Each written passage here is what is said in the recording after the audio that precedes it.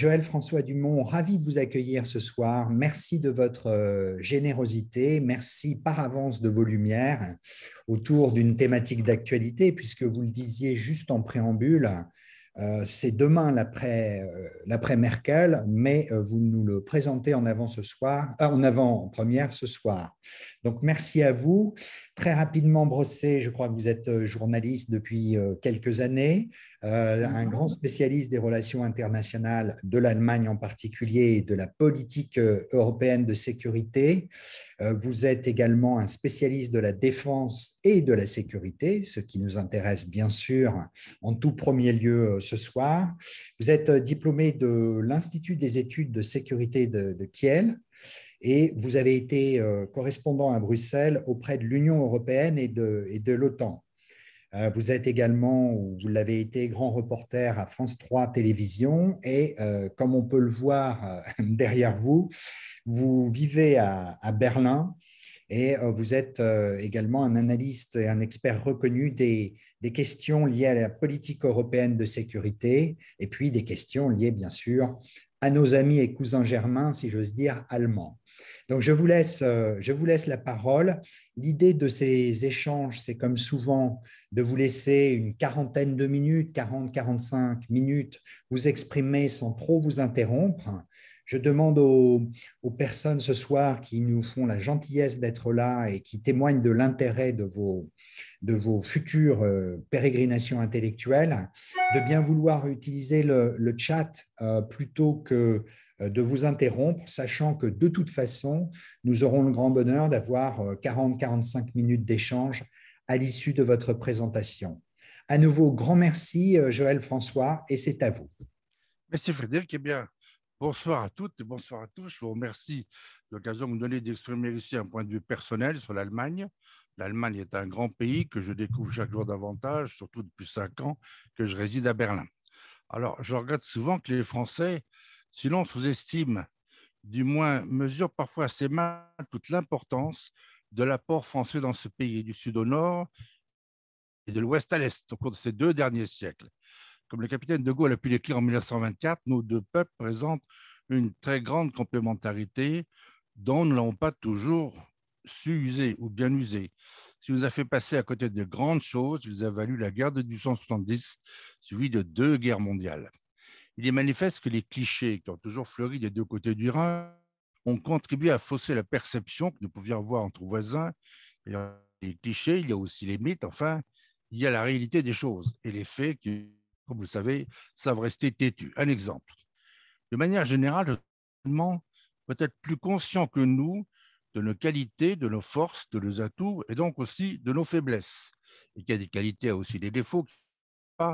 Je regrette que chez nous, les Français n'aient d'une manière générale qu'une vision assez limitée de ce qui fait la force du système allemand et que pas davantage ils ne cherchent à en connaître les faiblesses. Une autre vérité est que cette cécité reste connaît des exceptions. Le regard que portent les expatriés français qui vivent en Allemagne sur l'Allemagne, elle est très souvent très différente, cette vision, c'est dans l'opposé de celle que nos compatriotes portent en France. Chose curieuse, les Français qui vivent en Allemagne semblent presque tous partager ce sentiment, ce qui est quand même une performance assez rare, qui mérite donc d'être soulignée. Les Français en Allemagne sont donc des un peu privilégiés, et j'en connais. Il n'y a pas qu'un prix Nobel qui habite près de chez moi, français d'ici, qui est peu connu en France. Il y en a d'autres. Le patron de la chaire d'urologie de l'hôpital de la Charité est un chirurgien. Moi, j'ai connu des Français qui ont été conseillers de plusieurs chanceliers d'Allemagne. Bon. Et tout à l'heure, je poserai une question à notre auditoire, savoir quels sont les 2 plus grands hommes d'État allemands au cours du 10e siècle. Vous aurez une très grande surprise. Alors, venons-en au thème de notre échange qui porte sur l'après-Merkel. J'avais demandé à mon vieil ami Patrick Moreau de vous parler, lui, de la partie politique, car c'est un politologue tout à fait remarquable. Mais comme il travaille pour le Quai d'Orsay et qu'actuellement il est spécialisé sur l'Autriche, vu ce qui s'est passé il y a quelques jours, il a dû repartir à Vienne. Donc malheureusement, il n'est pas avec nous, mais il a la gentillesse de m'apporter quelques éléments, surtout quand, vous verrez, on en parlera, la plateforme de ce qu'on appelle maintenant le feu tricolore, donc gouvernemental qui va prendre ses fonctions demain, un document de 77 pages, dans lequel il y a plein de choses. Alors, on va y revenir. Donc, cet après Merkel, il va donc commencer demain. Demain, donc, Olaf Scholz, qui était le vice-chancelier, qui est encore ce soir ministre des Finances, dès qu'il aura été élu au Bundestag par la nouvelle majorité absolue des 705 députés, majorité relative, hein, parmi laquelle 300 nouveaux députés. Scholz prêtera ensuite serment et succédera alors officiellement pour 4 ans à Angela Merkel à la chancelière. Alors, Olaf Scholz donc, était ministre des Finances et vice-chancelier d'Allemagne juste aujourd'hui, et demain donc, il deviendra le nouveau chancelier d'Allemagne. Alors, pour rappeler le rôle du chancelier outre-Rhin, c'est un chef. Chaque ministre est responsable politiquement de son département. Le chancelier ne s'exprime qu'après accord avec le ministre concerné. Le chancelier en temps de paix strictement encadré. L'article 64 de la loi fédérale, donc la constitution allemande, lui donne la possibilité de former le gouvernement en nommant les ministres qu'il peut également révoquer. Le chancelier est également responsable du gouvernement. L'article 65 prévoit le partage des compétences et attributions qui resteront les siennes avec chaque ministre, ce que l'on appelle ici le resort principe. En bon français, le champ des compétences. L'article 68 permet également de poser la question de confiance au Bundestag. C'est lui qui choisit le chancelier parmi un ministre fédéral et dans quelle coalition il désigne le chef de cette coalition, une nomination tout à fait symbolique. Alors, en temps de guerre, le chancelier est le chef des armées derrière lequel se range le cabinet. Curieusement, avec ces systèmes, les petites phrases auxquelles on est habitué en France, les couacs sont assez limités parce que les ministres allemands ne parlent que des choses qui les concernent et de préférence quand ils ont vraiment quelque chose à dire. Les petites phrases ici sont donc rares et personnellement, je ne trouve pas cela plus mal. Donc, je propose de traiter notre sujet en 3 parties. La première, peut-être en faisant un bilan de l'action d'Angela Merkel, qui a donc été chancelière pendant près de 16 ans. À 5 jours près, il rattrapait la performance établie par le chancelier Kohl auparavant. Nous verrons ensuite le programme de gouvernement de la nouvelle équipe qui se met en place ce jour prochain. On ne peut bien sûr pas préjuger les talents des uns ou des autres, à part bien sûr de ceux qui ne sont pas les inconnus, qui étaient déjà ministres pour le moment.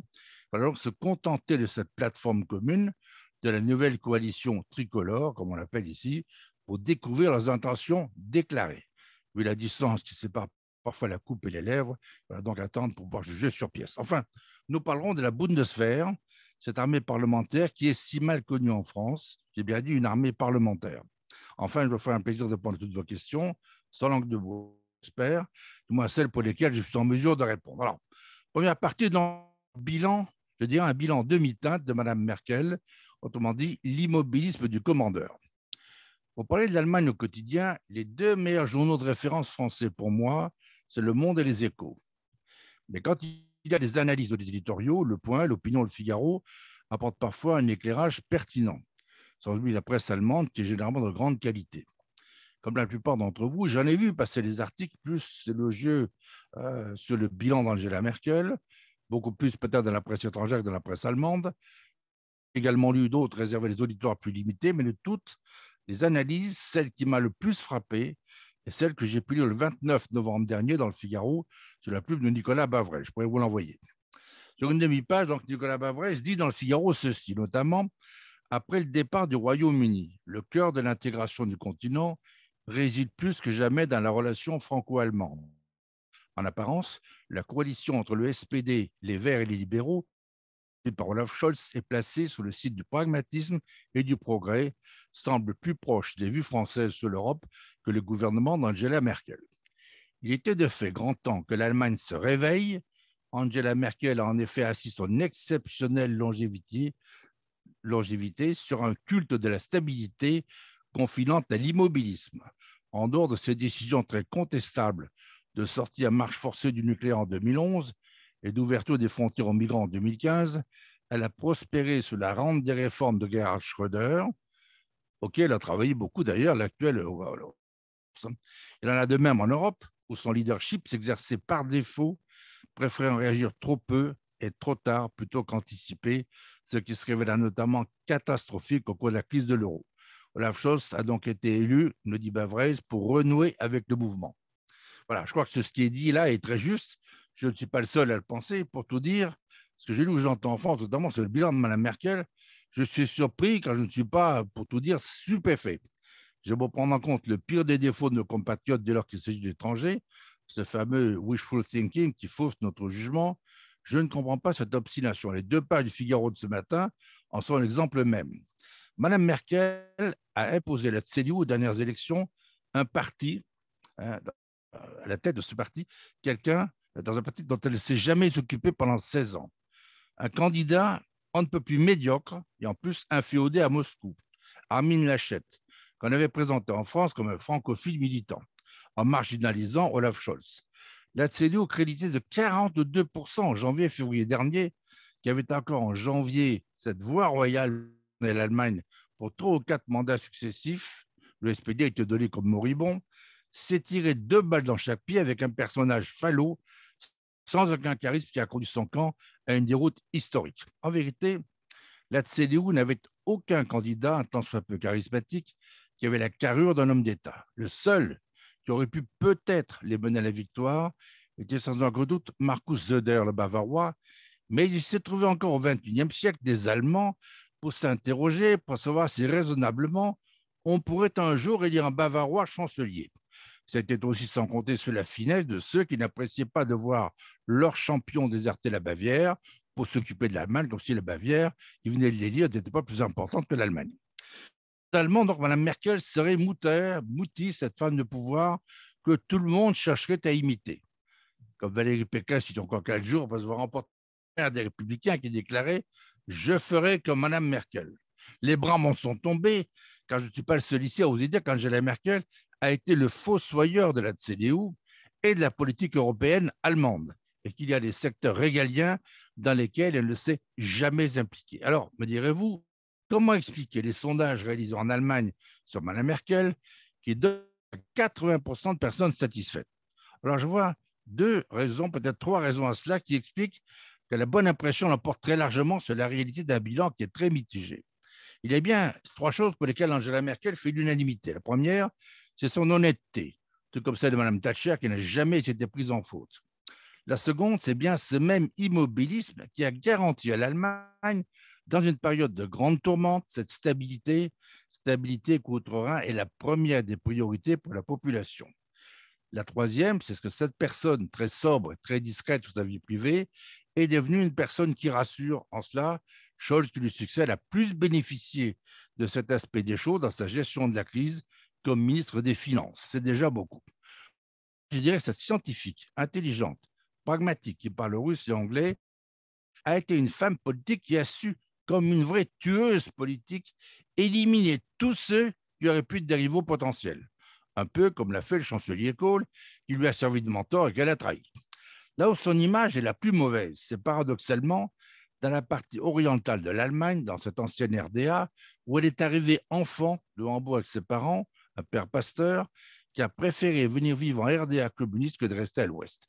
Elle a fait de hautes études et après la chute du mur, a réussi à s'imposer dans la CDU qui avait besoin de s'installer dans des régions où seul le Parti communiste avait régné en maître pendant 30 ans. Dans ces Länder, dans ces nouveaux Länder, dans ces RDA, elle représentait au départ la première femme dont on attendait qu'elle fasse mieux connaître les aspirations profondes, les angoisses d'une population qui révèle aussi depuis longtemps de se retrouver dans ce concert des régions d'Europe développées après tant d'années de dictature et de privation. Elle portait sur ses épaules un immense espoir qu'elle a déçu ou trahi. La déception de ses habitants de l'ancienne RDA a donc été immense et ceci explique pour partie la montée de l'AfD, l'alternative pour l'Allemagne qui en France a été présentée de manière plutôt mensongère. J'ai fait une parenthèse pour dire que ce parti, au départ, a été créé par 342 professeurs d'économie, tous membres du SPD, de la CDU ou de la CSU.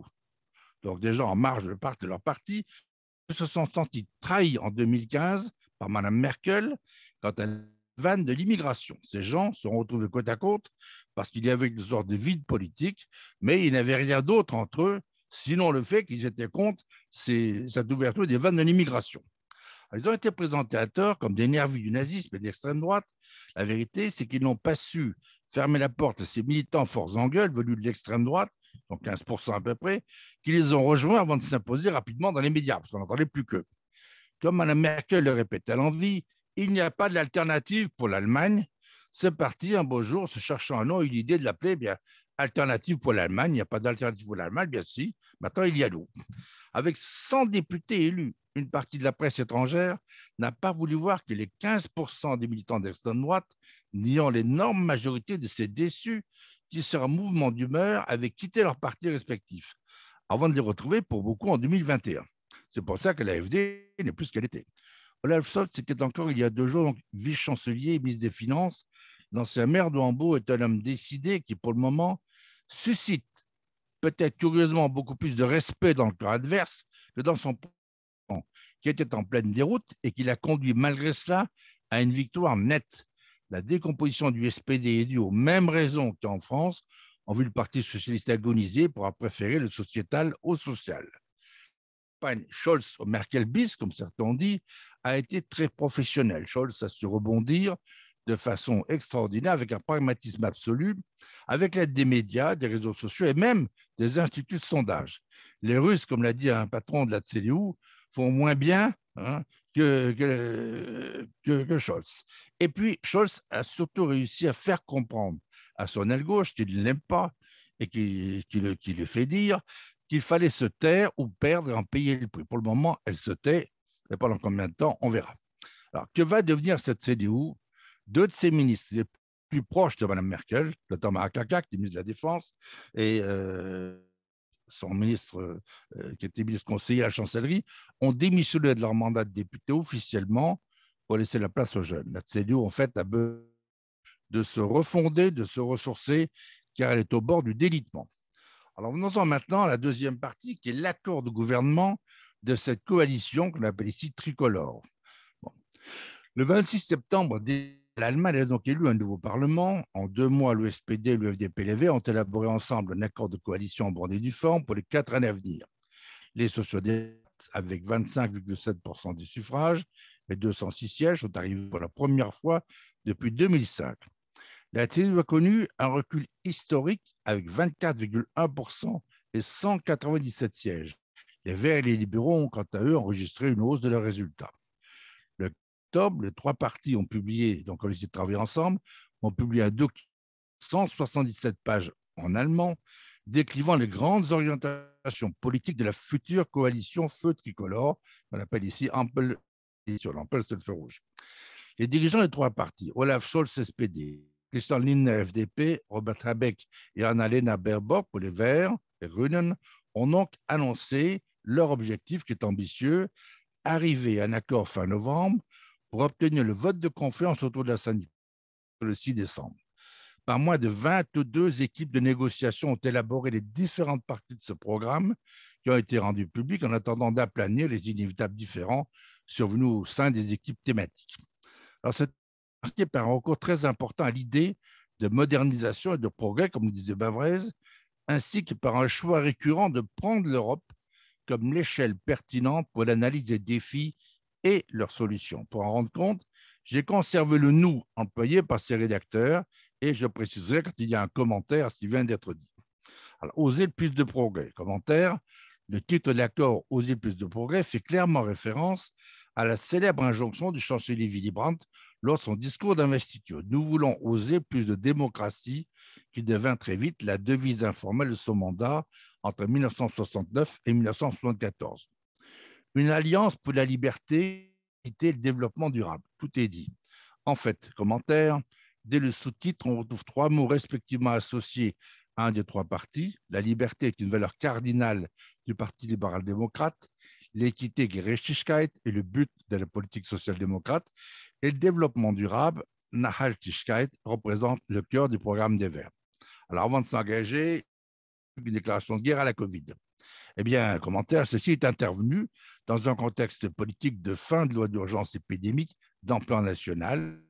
C'était la loi qui a été votée en mars 2021 et qui vient d'être remplacée le 22 novembre dernier par une nouvelle loi qui s'intitule Loi de protection contre l'infection, Infektionsschutzgesetz, par la nouvelle majorité au Bundestag.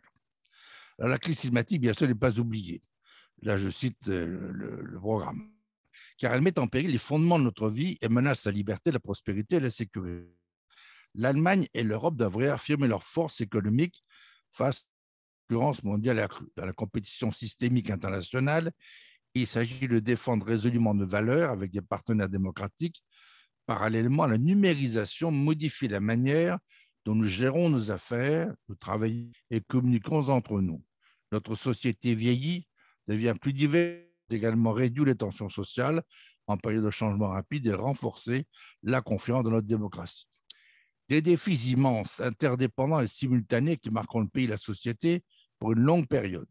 La tâche de cette coalition est d'impulser politiquement les innovations nécessaires et de donner une orientation.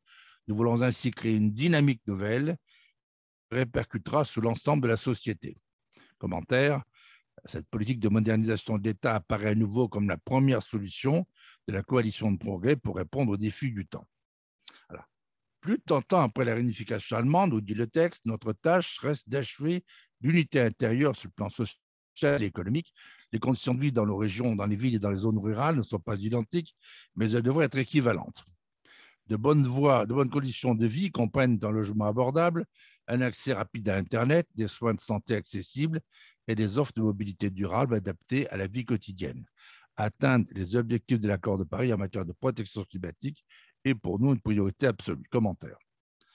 Cette formule d'une économie de marché sociale et écologique est une allusion directe à la politique du gouvernement Adenauer 49-63 et notamment de son ministre de l'économie Ludwig Erhard qui mit en place l'économie sociale de marché, la Social Marktwirtschaft, et qui posa les bases du miracle économique allemand.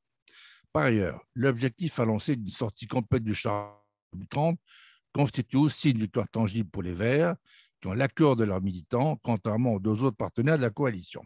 Revenons au texte. Assurer notre prospérité dans la mondialisation n'est possible que si nous continuons à jouer dans la cour des grands sur le plan économique et technologique et si nous déployons les forces d'innovation de notre économie. Pour cela, il faut des conditions de concurrence équitables, une fiscalité juste, nationale et internationale, ainsi qu'une lutte conséquente contre l'évasion fiscale en fait également partie. Alors là, commentaire, cette allusion à une fiscalité internationale plus juste et à la lutte contre l'évasion fiscale rappelle l'action de l'actuel ministre des Finances jusqu'à demain et futur chancelier Olaf Scholz, pour qui un impôt minimal sur les profits des entreprises de 15% a été négocié au sein du G20, ou doit l'être. Revenons au texte. Il nous faut investir massivement dans la modernisation du pays, tant au niveau privé que public. Nous garantirons les investissements publics, en particulier dans la protection du climat, la numérisation, l'éducation et la recherche, dans le cadre de la règle d'endettement existante de la loi fondamentale. Nous ne mettrons en pas des incitations pour les investissements privés et nous créerons un espace pour entrepreneuriale afin de générer de la croissance. Nous voulons attirer la main-d'œuvre qualifiée nécessaire en améliorant les possibilités de formation, en ciblant la formation continue, en augmentant la participation au marché du travail et en modernisant le droit de l'immigration. Nous voulons collaborer plus étroitement avec les lenders, nous voulons renforcer les familles et sortir davantage d'enfants de la pauvreté. Pour cela, nous introduisons une garantie de base de prestations familiales. Les enfants ont des droits qui leur sont propres et nous inscrirons dans la loi fondamentale, donc la Constitution. Commentaire, la formule d'une responsabilité globale de l'Allemagne apparaît au fil du texte comme une devise de la politique étrangère de la future coalition pour créer un lien fort désormais entre obligation morale et action politique. On verra. Alors, je reviens au texte. Les bouleversements auxquels l'Allemagne est confrontée ne peuvent pas être maîtrisés uniquement au niveau national. Nous agissons dans un esprit européen, intégré dans le projet historique de paix et de liberté qu'est l'Union européenne, pratiquement consolidée, capable d'agir stratégiquement souveraine, est le fondement de notre paix et de notre prospérité. Une européenne qui protège ses valeurs, son état de droit, à l'intérieur comme à l'extérieur, et qui les défend avec détermination. Nous formons un gouvernement qui définira les intérêts allemands à les intérêts européens. Je répète la phrase, nous formons un gouvernement qui définira les intérêts allemands à la lumière des intérêts européens. En tant que plus grand État membre, nous assumons notre responsabilité particulière dans un esprit de service de l'Union européenne dans son ensemble. Commentaire. Le recours à l'expression de souveraineté stratégique déjà présente dans l'accord préliminaire ressemble d'abord à une concession à la position de Paris. Le ministère des Affaires étrangères, qui sera aux mains des Grünen, des Verts, devrait adopter une attitude plus favorable aux propositions françaises. Par ailleurs, Définir les intérêts allemands à la lumière des intérêts européens constitue la formule phare de la future politique européenne du gouvernement tricolore. Alors, s'agit-il d'une discrète allusion à des ambitions de leadership européen? Il est encore trop tôt pour le dire. Revenons au texte. Ces dernières années, nous avons assisté à un abandon du multilatéralisme dans de nombreux pays. La coopération internationale doit donc être relancée. Nous sommes conscients de la responsabilité globale que l'Allemagne, quatrième économie mondiale, porte à cet égard. Nous l'assumons et dans le cadre de la politique étrangère, de sécurité et de développement, nous allons approfondir les partenariats ancrés de nouveau et défendre nos valeurs de liberté, de démocratie et les droits de l'homme. Pour ce faire, nous recherchons une étroite collaboration avec nos partenaires démocratiques. Commentaire: le thème de l'Europe qui protège fait son chemin en Europe depuis 2017. Il fait désormais partie du programme gouvernemental allemand de cette nouvelle coalition, qu'il s'agit de protéger les valeurs ou les acquis sociaux. Revenons au texte. Nous voulons accroître la souveraineté stratégique de l'Europe. Cela signifie en premier lieu établir sa propre capacité d'action dans le contexte mondial et être indépendant et moins vulnérable dans les domaines stratégiques importants tels que l'approvisionnement énergétique, la santé, les importations de matières premières et la technologie numérique, sans pour autant isoler l'Europe. Nous protégerons mieux les technologies et les infrastructures critiques, nous adapterons les normes et les marchés publics en conséquence, et nous lancerons un consortium européen open source 5G, 6G. Nous protégerons mieux les entreprises européennes contre les sections extraterritoriales. Je fais un commentaire pour que j'attends de voir. Commentaire aussi, la définition donnée de la souveraineté stratégique européenne est ici très étendue. Cela permet d'un côté une coopération accrue dans plusieurs domaines industriels clés comme le numérique ou la santé. De l'autre, la question des forces armées et de leurs équipements n'apparaît pas de manière explicite, alors que du côté français, elle constitue, rappelons-le, un des premiers piliers de l'autonomie stratégique. Alors, concernant la défense, nous défendons une conception globale de la sécurité. Nous renforcerons tout particulièrement la prévention des crises et la gestion civile des crises, notamment en envoyant davantage de personnel civil. Quand j'ai lu cette phrase, j'ai dû la relire parce que je me demandais si c'était mal traduite. Nous renforcerons tout particulièrement la prévention des crises et la gestion civile des crises, notamment en envoyant davantage de personnel civil. Peut-être que d'autres comprennent mieux que moi, mais pour moi, c'est pas très net. Nous participerons de manière constructive aux travaux sur la boussole stratégique afin de définir de manière ambitieuse les objectifs et les moyens de l'Union européenne en matière de sécurité et de défense dans le cadre de l'approche intégrée. Nous plaidons pour une coopération renforcée entre les armées nationales des membres de l'Union européenne, prêtes à s'intégrer notamment en matière de formation, de capacité, de missions et d'équipements, comme le prévoit déjà par exemple l'Allemagne et la France. Pour cela, nous voulons créer des structures de commandement communes et un quartier général civilo-militaire commun. Dans toutes ces étapes, l'interopérabilité et la complémentarité avec les structures de commandement et de capacité de l'OTAN doivent être assurées.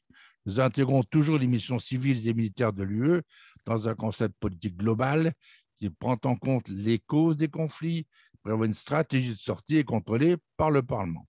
Lors de l'évaluation intermédiaire du règlement du Fonds de défense, le Parlement européen doit obtenir des droits de participation et de contrôle. Commentaire: la coopération des forces armées avec des partenaires européens dans les structures, notamment dans le cadre franco-allemand, est certes entérinée par l'accord de coalition. Les annonces concrètes concernant le commandement commun apportent aussi un début de réponse aux propositions françaises.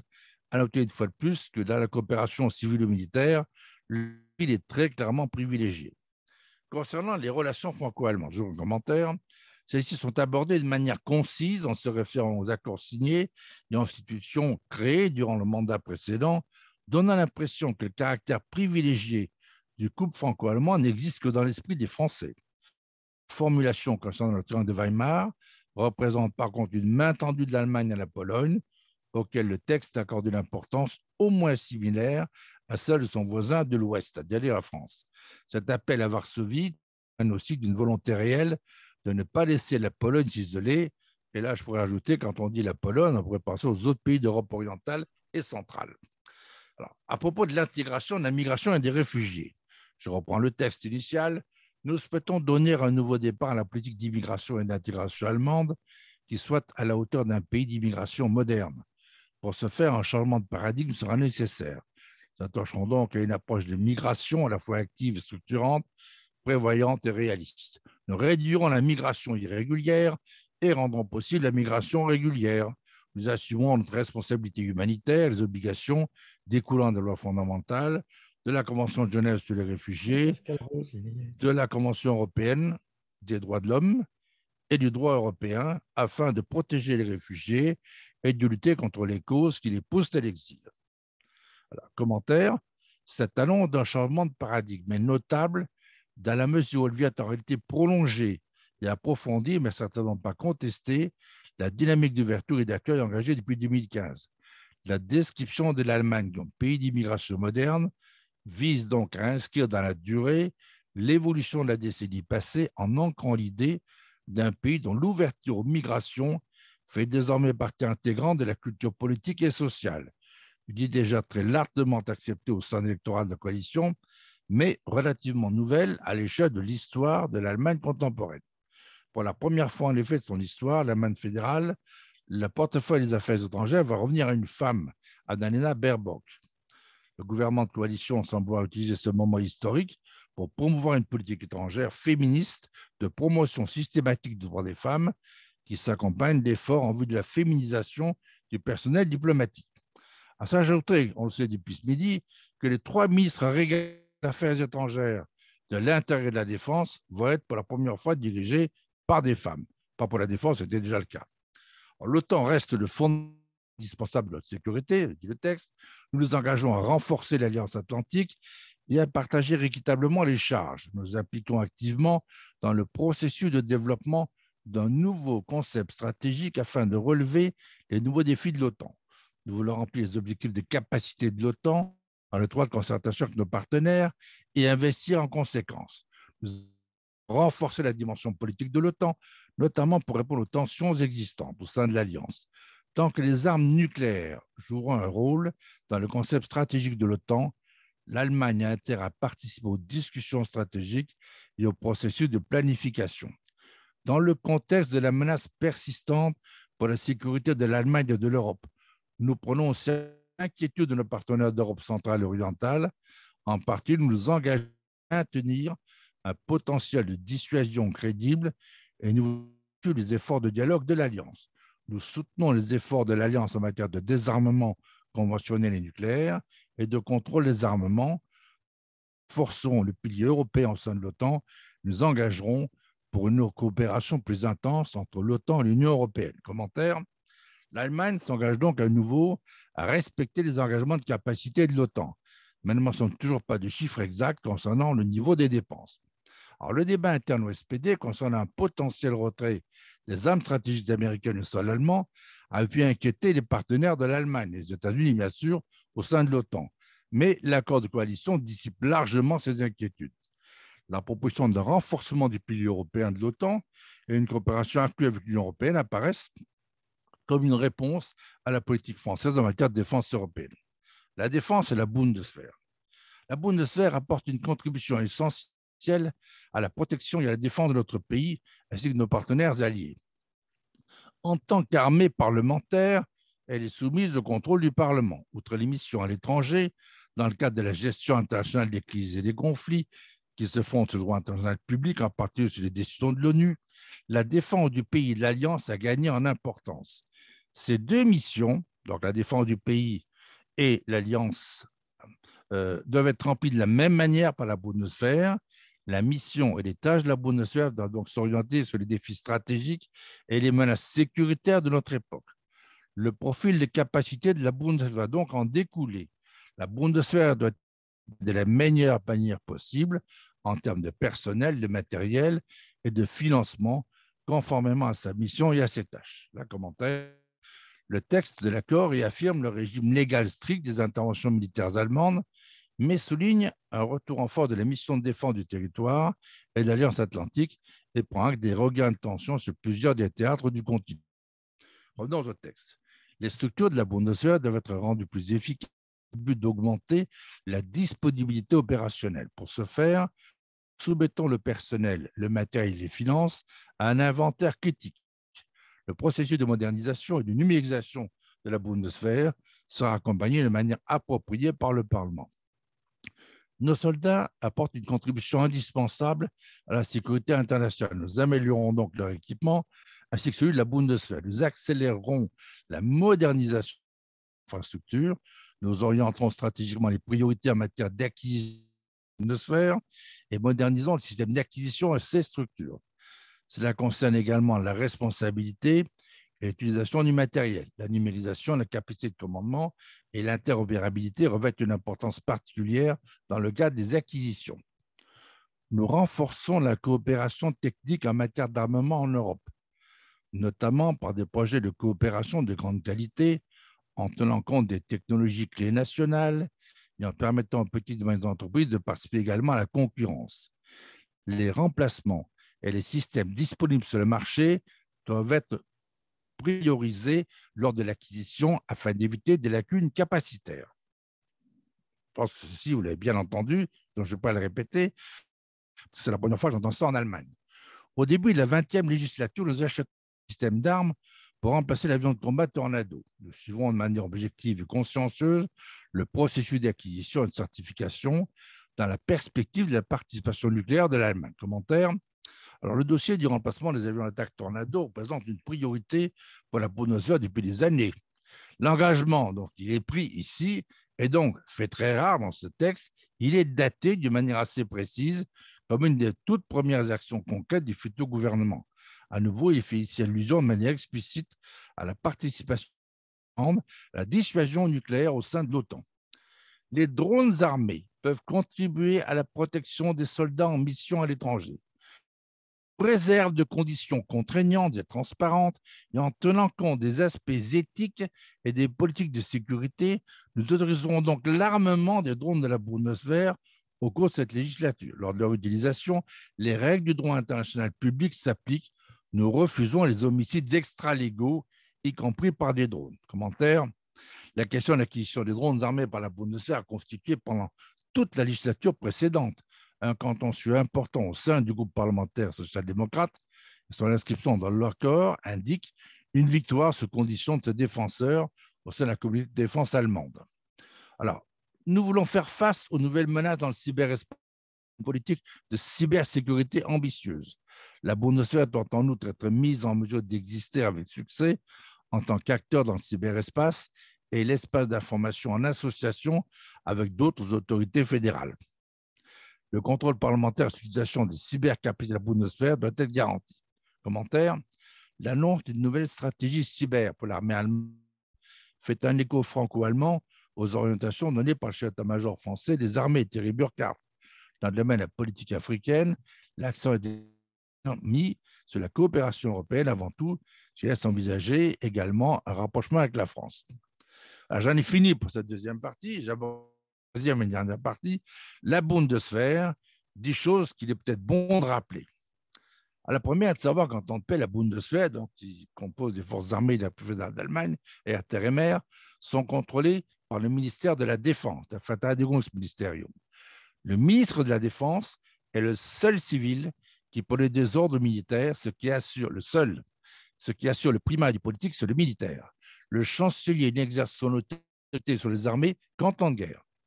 La deuxième chose que les Français ont feint d'ignorer pendant plus de 50 ans, que la Bundeswehr est depuis sa création par les Alliés une armée parlementaire. Autrement dit, un animal à 4 pattes, chacune étant investie de 25% de pouvoirs et prérogatives, dans un pays où les plates-bandes sont farouchement gardées. Je ne connais aucun responsable allemand qui se permettrait d'intervenir dans un domaine qui n'est pas le sien. C'est là encore une grande différence culturelle avec la France. Alors, qui sont ces 4 responsables à responsabilité quasi égale? Alors, il y a la ministre, qui est responsable de la politique et qui, comme chaque ministre, est quasi souverain ici et responsable pour gérer le budget alloué à son ministère une fois que celui-ci a été voté. C'est quand même le Parlement qui le contrôle. Le général inspecteur, donc l'équivalent de notre SEMA, qui lui est élu pour 7 à 10 ans. Le président de la commission de la défense, c'est lui, par exemple, qui donne le feu vert pour les soldats en OPEX. Et j'ajoute qu'il est toujours choisi, curieusement, parmi un ancien vice-président de la commission des finances. Enfin, un inconnu pour les Français, le commissaire parlementaire aux forces armées, une sorte d'ombudsman, L'actuel tenant du titre est Hans-Peter Bartels, qui était député SPD à Kiel, où j'ai fait Sciences Po il y a de longues années. En octobre de l'Ordre d'Allemagne, en octobre 2019, j'ai organisé un entretien avec cet ancien député SPD pour 3 confrères du Monde, des Échos et de l'AFP. Je peux vous dire qu'ils ont été stupéfaits de découvrir 15 jours avant un livre dans lequel tout un chapitre est consacré à la relation militaire avec la France, qu'il n'avait jamais été invité officiellement en France. Son livre est passé parfaitement inaperçu à Paris. Pour tout acte important, un accord cadre ou un traité, par exemple, il faut l'unanimité de ces 4 personnes pour qu'un ministre puisse signer. En fait, quand il y en a un qui signe, c'est que les 4 sont d'accord. Décide du budget, des achats d'armement, des interventions en OPEX, c'est la commission de la défense dans un Parlement qui est traditionnellement tout sauf une chambre d'enregistrement. Alors, ignorer cette commission de la défense pendant de si longues années a été plus qu'une erreur quand on entendait favoriser des projets franco-allemands d'envergure. Madame Parly s'en est rendu compte l'année dernière à Toulouse quand elle a cherché à comprendre pourquoi son homologue rechignait à signer un important. Notre ministre, quand on a enfin trouvé quelqu'un pour lui expliquer ce que signifiait une armée parlementaire, un concept aussi inédit qu'incompréhensible pour les esprits gaulois ou anglo-saxons, a été la première à avoir l'idée de recruter des parlementaires qui ont une vraie connaissance de l'Allemagne pour prolonger l'action de ce ministère. En cherchant bien, on compte ces parlementaires sur le doigt d'une main. La bonne nouvelle est qu'en un an, on peut dire déjà que les premiers résultats sont plus qu'encourageants. C'est donc un immense progrès. Le second serait sans aucun doute de nommer au cabinet de la ministre, conseiller Allemagne qui ne soit pas seulement un germaniste distingué. La troisième chose est de ne pas oublier que la création de la Bundeswehr est récente, en 1955, un an après l'échec de la ratification du traité instaurant la CED, la Communauté européenne de défense. Cette armée fédérale, voulue par les États-Unis, a immédiatement été intégrée au dispositif de l'OTAN par les accords de Paris en 1955. Les premiers effectifs de la Bundeswehr furent constitués à partir d'officiers et de sous-officiers ayant servi dans la Wehrmacht. Tous les officiers d'un rang moins égal au grade de colonel devaient obtenir l'assentiment du Personalgutachterausschuss, une commission de 38 personnalités de la vie publique choisies par le président sur proposition du gouvernement et après confirmation par le Bundestag, la Chambre des députés. La fonction de ce Personalgutachterausschuss peut être considérée comme un succès puisqu'aucun officier supérieur ne fut poursuivi pour des crimes liés au nazisme. La quatrième, elle aussi à ne pas oublier, est de rappeler projet de remilitarisation de l'Allemagne de l'Ouest, donc en 1950-54 plutôt, face à la menace soviétique, a provoqué une polémique majeure entre le SPD et la CDU. Était-il moral qu'après la dictature hitlérienne, l'Allemagne puisse disposer de nouveau d'une armée? La cinquième découle de la précédente, la Bundeswehr a un très sérieux déficit d'image. De fait, elle est perçue à tort par une très large partie de l'opinion comme un mal nécessaire. On est donc très loin de l'image de nos armées telle qu'elle est perçue en France par une très large majorité de nos compatriotes qui tiennent celle-ci en grande estime pour leur professionnalisme et qui lui vouent une reconnaissance méritée pour leur engagement 24 heures sur 24 au service de notre sécurité qu'elles assurent au quotidien, bien au-delà de nos frontières. La sixième concerne la relation toujours difficile entre la Bundeswehr et le SPD. Lors du fameux débat en 1954 sur la création d'une nouvelle armée allemande, pour oublier que le SPD est un opposant farouche à l'idée même d'une armée fédérale. L'accouchement était donc plus difficile, la chose militaire a trop longtemps suggéré au mieux une certaine suspicion, ou un mépris certain, souvent affiché, ce sont des faits. L'époque où l'on dit les officiers votaient pour la CDU-CSU, les sous-officiers et la troupe pour le SPD est certes révolue, mais entre le SPD et la Bundeswehr, le fossé est toujours resté là. Quant au Vert, n'en parlons pas. En 6 mois, par contre, ils ont opéré un virage 80 degrés. On dirait qu'une chatte n'en trouvait plus ses petits. Alors, qu'en est-il au moment où, pour la première fois depuis 16 ans, le SPD reprend le portefeuille de la défense? Je veux rester dans ce domaine plein d'optimisme pour 2 raisons. La première, le SPD n'a pas le droit à l'erreur. Finalement, il ne peut plus y avoir de grande coalition SPD. Si cette formule ne réussit pas, dans 3 mois, on va aux urnes. Et là, on ne sait pas ce qu'on aura. Alors, finalement, on l'a appris ce matin, ce sera Christine Lambrecht, ministre fédérale de la Justice, de la Protection du consommateur, qui va prendre le portefeuille de la défense. Cela dit, les relations entre le SPD et la Bundeswehr ont bien changé au fil des années. On le doit à 3 des 17 ministres qui sont succédés à ce poste depuis 1905. 3 hommes qui ont renversé la vapeur. Helmut Schmidt, qui a été le premier social-démocrate à prendre le portefeuille de la Défense de 1969 à 1972.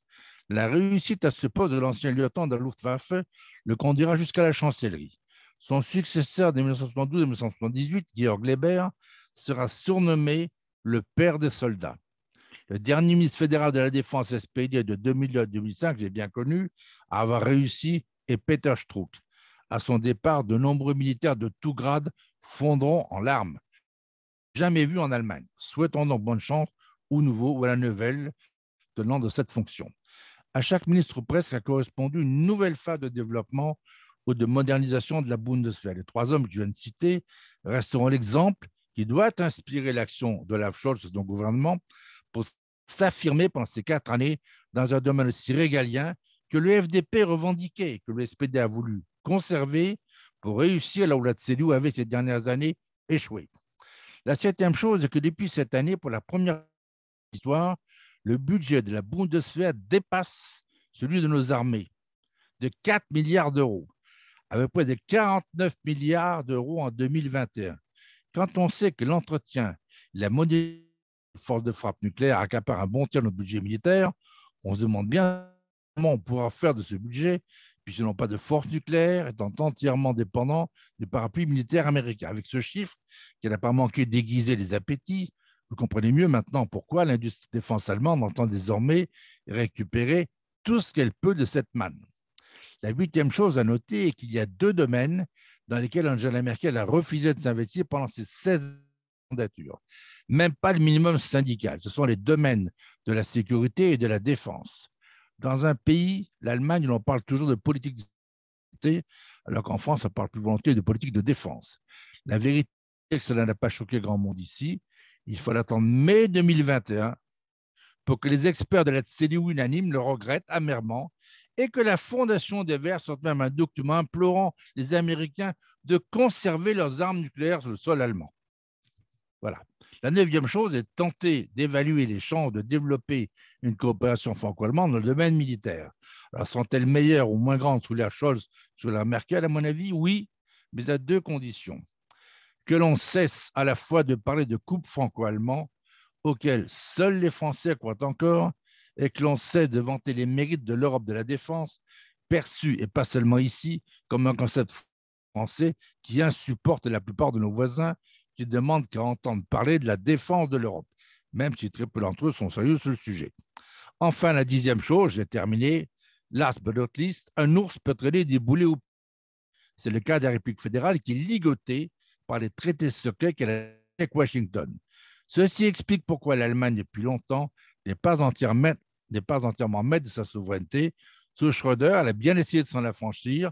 Eh bien, parions que Scholz profitera de Biden pour tenter de négocier le partage des tâches, mais rien n'est moins sûr. Voilà, écoutez, j'en ai fini et maintenant je réponds à vos questions.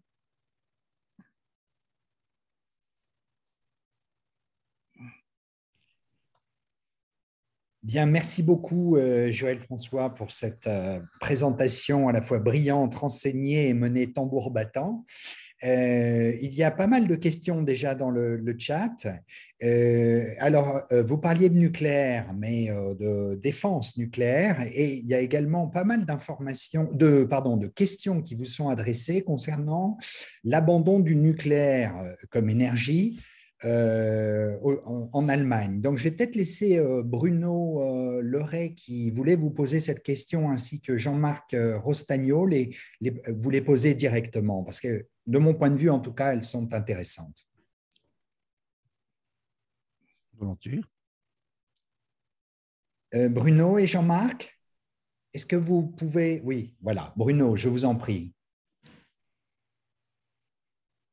Bruno, on ne vous entend pas. Bonjour, c'est Jean-Marc Rostagnol, l'appareil. Écoutez, Bonjour. c'est simple. Je voulais demander à notre conférencier là, qu'est-ce qu'il pensait de la nouvelle équipe quant à la réouverture du dossier nucléaire en Allemagne. Est-ce que c'est quelque chose qui va se passer, ou est-ce que c'est toujours un sujet qui est tabou? Merci. Alors, il y a eu plusieurs choses. Déjà, sous Schröder, le SPD avait tenté avec les Américains d'essayer d'amoindrir la chape de plomb qui pesait sur l'Allemagne. Ça n'a pas fonctionné. Et là, on a vécu une année extrêmement intéressante. Je vous dis, au mois de mai, on a vu la Fondation des Verts en Allemagne qui a sorti un document.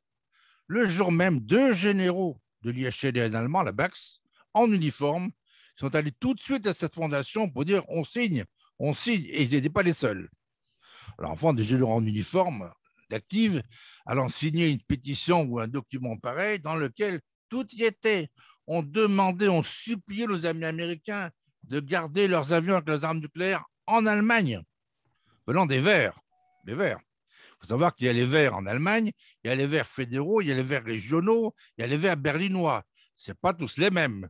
C'est du vert, mais ça ne se ressemble pas. Bon. Et ces gens, en fait, pour arriver au pouvoir, étaient prêts à tout.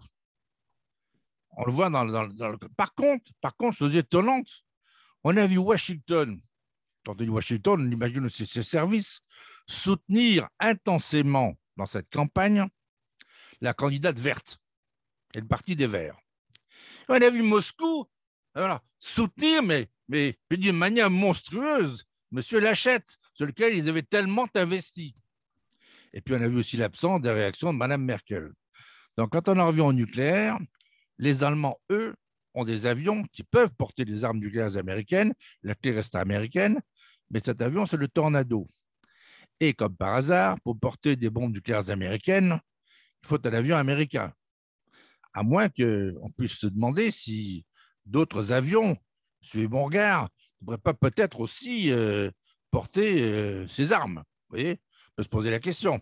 Bon. Et quand je vois dans le domaine de l'acquisition dorénavant, on va voir ce qui existe d'abord en Europe, on a une certaine priorité à cela, on a le droit d'être optimiste, même si on ne se fait pas d'illusions. Donc, quel va être le rôle dans ce domaine-là des Américains avec l'Allemagne, c'est difficile à dire. Ce qui est certain, c'est que 3 jours après son élection, sa prise de fonction, M. Biden a envoyé une lettre très, très précise aux Allemands. Pour leur dire, voilà, les choses vont changer. Il faut que vous preniez une plus grande part du fardeau, mais pas seulement du fardeau financier. Il faut que l'Europe s'occupe d'elle-même. Nous, on va gérer Israël. Et notre problème, il est en Asie. Autrement dit, en Europe, à vous de vous débrouiller. C'est pour ça que pendant toute l'année, on a vu les évolutions. Quand je vois les annonces qui sont faites sur l'armée allemande maintenant, mais moi, je les ai vécues pendant 6 mois et mises en œuvre par les gens de la CDU. Ça veut dire que les gens de la CDU et du SPD dans le domaine de la défense, comme en France d'ailleurs, j'ai toujours remarqué au Sénat et apprécié d'ailleurs, quand il s'agit de la défense, les gens travaillent souvent de concert. Et donc, l'Allemagne s'est préparée à une très grande évolution. D'abord, sur la DOT. Le nouveau patron de la DOT depuis 2 ans était gouverneur militaire à Berlin avant. Et c'est sa priorité. L'organisation de l'armée allemande est telle que les Français n'arrivent pas à comprendre comment ça fonctionne. Et donc, eux-mêmes non plus. C'est pour ça que j'avais décidé de supprimer cette organisation et de revenir à l'organisation classique pour faire qu'on comprenne quelque chose. Quand je vois tout ce qu'ils ont pu dire sur les états-majors, je crois que dans ce domaine, la France, elle a tout fait. On n'a qu'à aller à Strasbourg, on n'a qu'à aller à Lille. À Lille, le général, qui est le second derrière le patron du corps de réaction rapide, c'est un général allemand. 3 étoiles. Bon, on en a à Strasbourg aussi. Donc, on a des Allemands qui sont au contact. Donc, si les Allemands veulent, ils savent que du côté français, on a beaucoup de choses. Et je pense qu'ils vont venir chez nous. Maintenant, pour ce qui est du nucléaire, une fois, du temps du général de Gaulle, le père d'un de mes amis, de mes très bons amis, le colonel Buchs. Le colonel Buchs a été envoyé en mission par Adenauer à Paris pendant 5 ans. J'ai travaillé avec cet homme, qui est un officier du BND, il y a bien longtemps. Il est mort maintenant il y a une quinzaine d'années. Le colonel Buchs, sa mission à Paris, à l'ambassade, était d'aller voir le général de Gaulle en tête à tête pendant 1 heure, 1 heure et demie. Il quittait l'Élysée par une porte dérobée. Il rentrait à l'ambassade, il y avait le général attaché militaire et l'ambassadeur disait « Et alors ?» Il se mettait, regardez-vous, il disait « Très intéressant, je prends l'avion ce soir ou je prends le train à 20h et j'arrive demain matin, j'ai rendu le chancelier. » Pas un mot. Il n'est jamais passé général, parce que je peux dire qu'il n'a pas supporté. Mais c'était un grand monsieur. Et j'ai retrouvé son fils, qui ne m'a jamais quitté, qui a été le directeur général du personnel du groupe Airbus dans le monde. Un homme exceptionnel. Et en plus, j'étais en classe avec sa sœur au lycée international de l'OTAN. Donc, du temps du colonel Buch, le général de Gaulle a eu des discussions avec les Allemands, avec Adenauer, pour que cette force nucléaire française en cours de constitution puisse non pas être partagée, mais que les Allemands puissent y participer. Et du côté allemand, c'était oui. Mais le malheur, c'est qu'à l'époque du côté allemand, à la CDU, il y a 75% de gens qui ne connaissaient que Washington. Et Washington y a mis le haut là. Quand on a fait le traité franco-allemand, lors du 50e anniversaire du traité, la CDU m'a fait l'honneur de me demander de venir animer la soirée avec le fils Adenauer. Bon, c'est là que j'ai appris par mon ami Michel Enfoy de la Fondation Charles de Gaulle que le général de Gaulle avait un grand-père allemand. Un grand-père allemand, tenez-vous bien, qui en 1870 avait refusé de servir l'Allemagne, il avait servi la France. Bon, vous voyez, tout est permis, il faut le savoir.